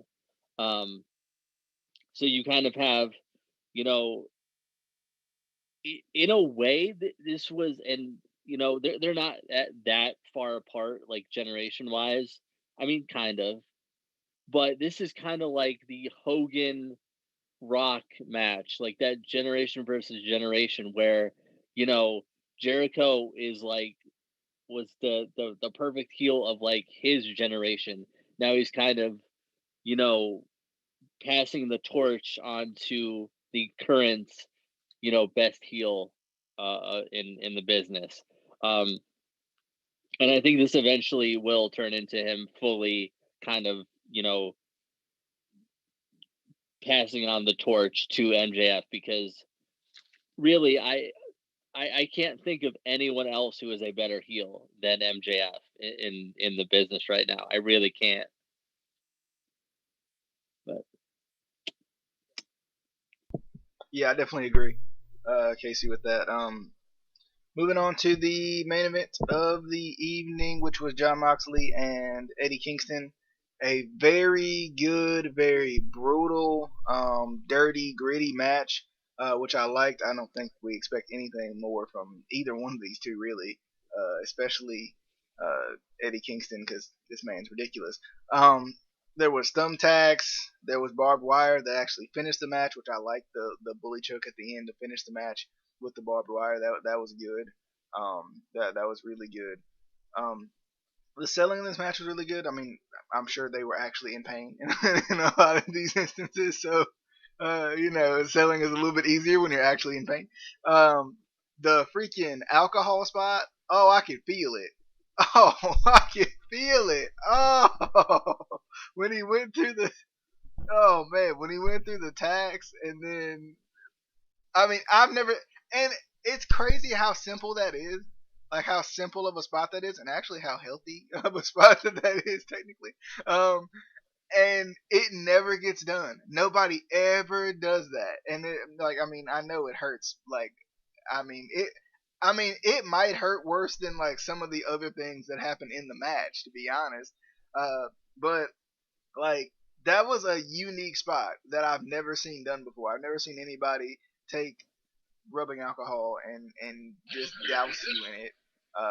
Like that was that. I mean, that was like, really? Wow. Okay. I mean, like the simplicity of it on top of like it just made sense. It's a really good spot. I felt like I said, the bully choke at the end with the barbed wire wrapped around his arm. That was good. I think that was a really good way to end it.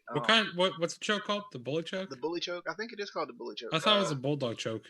I think he calls it the bulldog choke, but Brian Kendrick called it the bully choke, so that's probably why I call it the bully choke. Gotcha.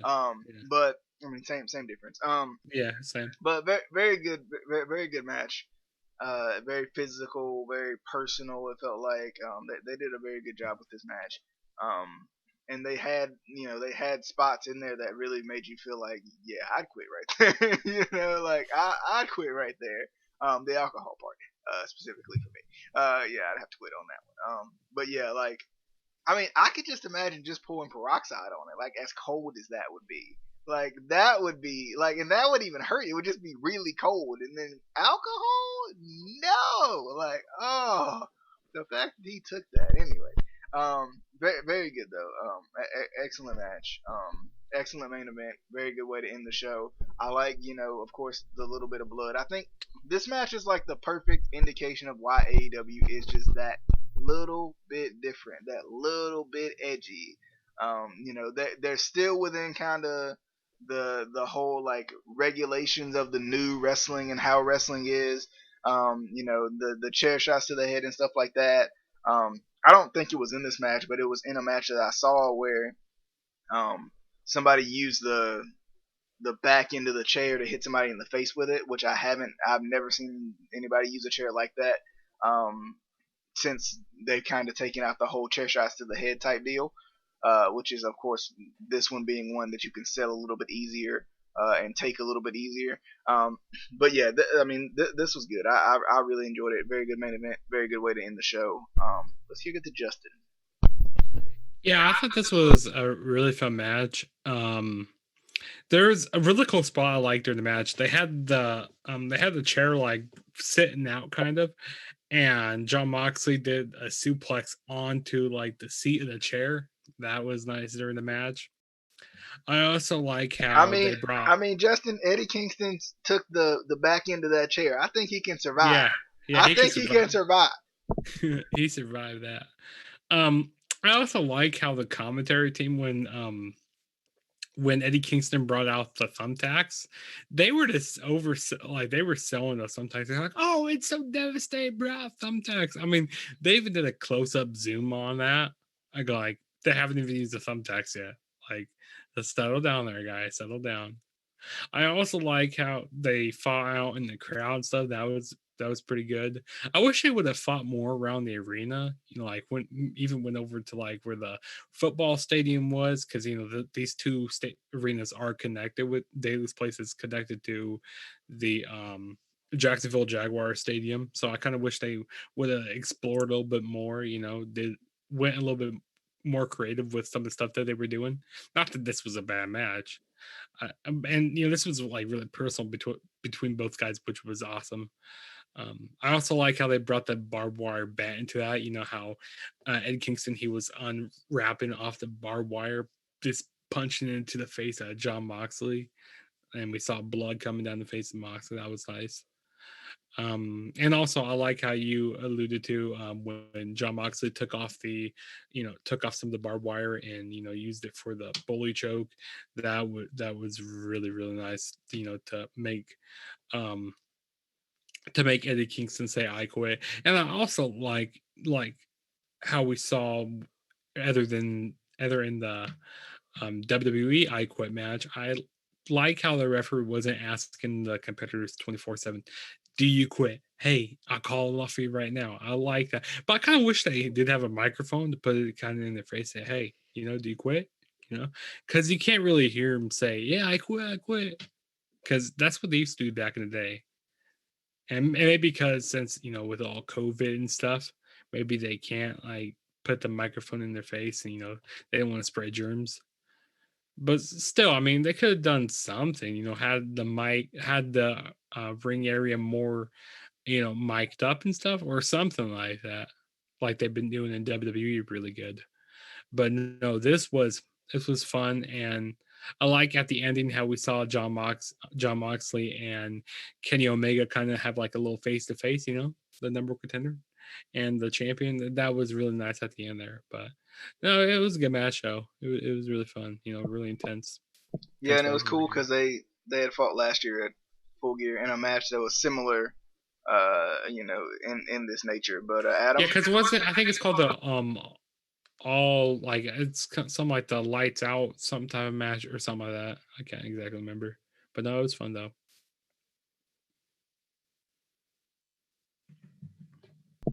Adam, it's on you. Yeah, the lights out match with the spider web barbed wire, which I got a kick out of because they're hitting each other with real barbed wire with the baseball bat and the broomstick. They go into the bed of barbed wires, no blood. Just minor nitpicking, but anyway, no, this was absolutely perfect. Like again, you knew it was going to be a slugfest and be brutal, and they went above and beyond. And again, it was gritty, it was personal.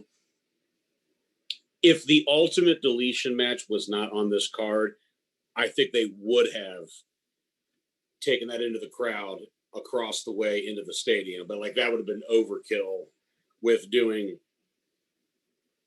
a match in a field and then they take it all the way out and do another match in another field. And also the show, like I went talking about earlier, like this show, I felt like this show, like towards the end, it was dragging on forever. Yeah, And it was about halfway into this match. I did have a little bit of like, okay, the show's starting to kind of overstay its welcome, but the match was so good that I let it slide. yeah, Yeah, and plus, from the ring all the way out, to the field, whatever, that'd have been a long way. that would have been true. Yeah, you can only do so much. Hit, stumble, stumble, stumble, stumble. hit, stumble. But, And it's not like they're doing the cinematic match and stuff, like where they could, especially like what they had with the Stadium Stampede match at what was it, Double or Nothing? They can't like having a whole bunch of bodies, like you can't do it like that, but still. Right. Well, and plus, I think they played at Jacksonville today too. So. Yeah, but the show was Saturday. Yeah. But anyway, but no, I like this. I loved the finish. Eddie Kingston is going to be a great babyface one day, because I mean, right now he's in. He needs to be where he needs to be, because he needed to be a threat to somebody, and that somebody was somebody who he knows personally, who has a lot of history with.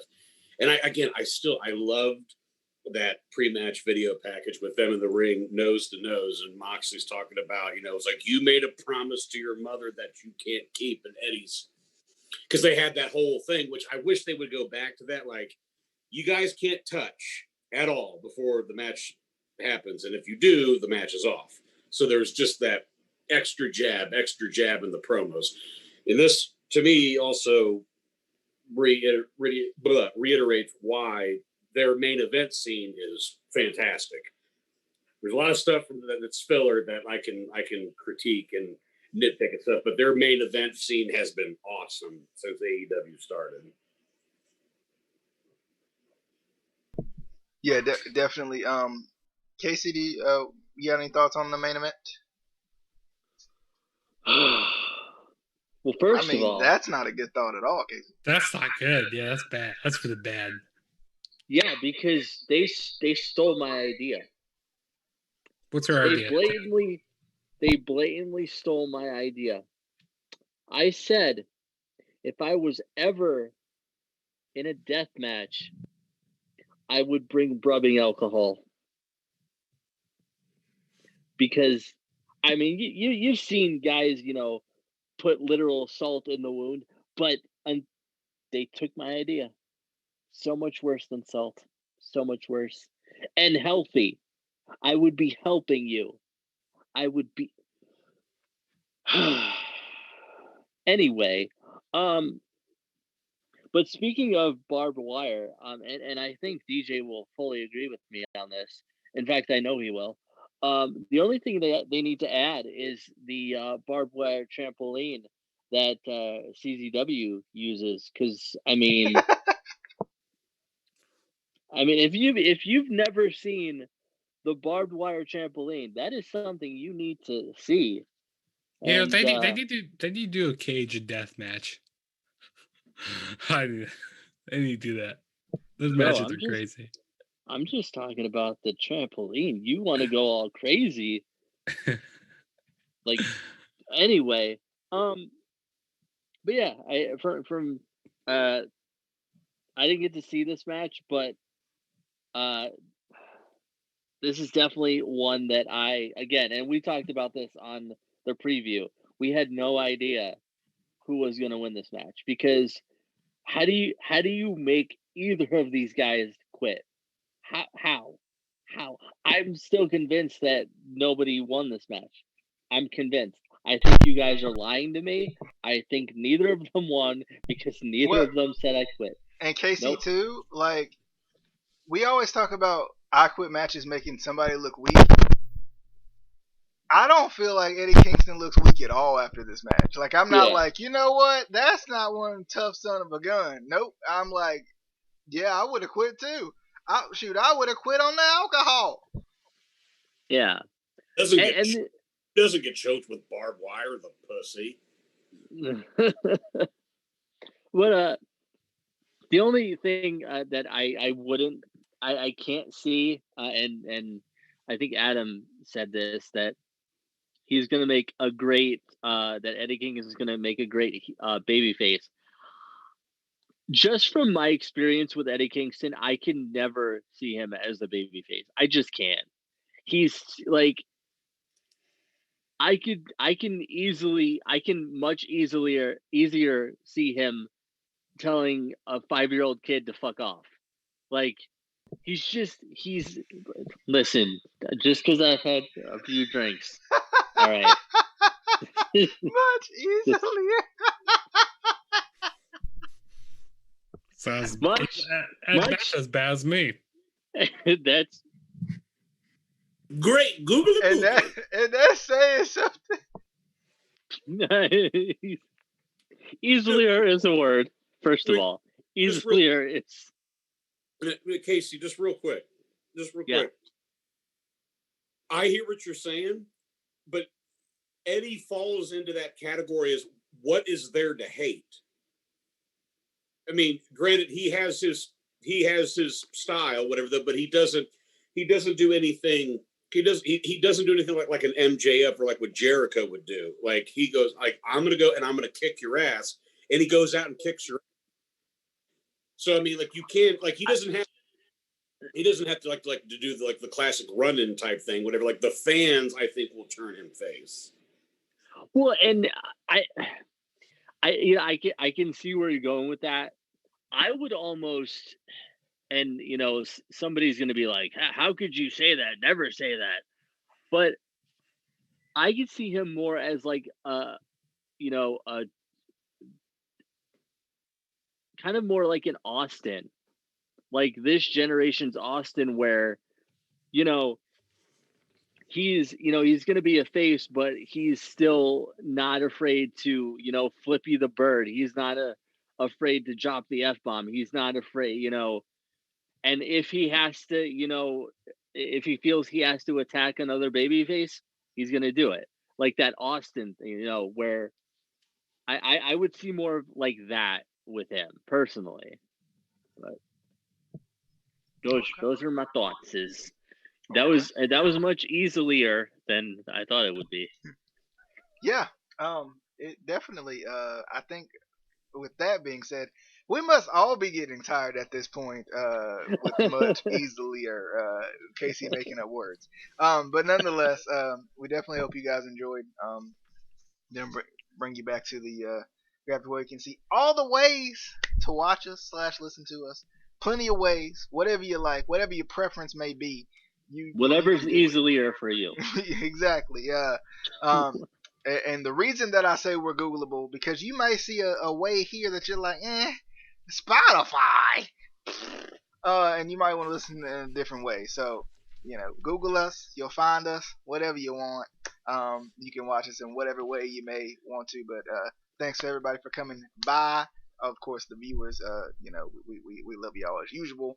But the people on the panel tonight, of course, with Casey, me. Why didn't I say me first? Me, and me. Me, Casey, Justin, and Adam.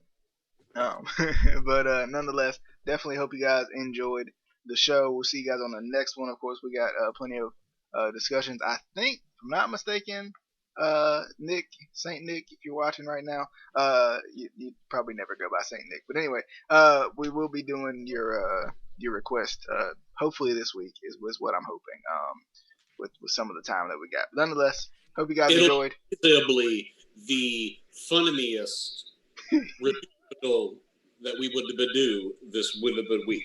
Exactly, yeah, he spot on. I couldn't have said it better myself. But nonetheless, hope you guys enjoyed. I hate enjoyed. you so much. I hate all of you. Hope you guys enjoyed. We'll see you guys on the next one. Picks coming soon as well, so look out for that. We'll see you guys. Adios.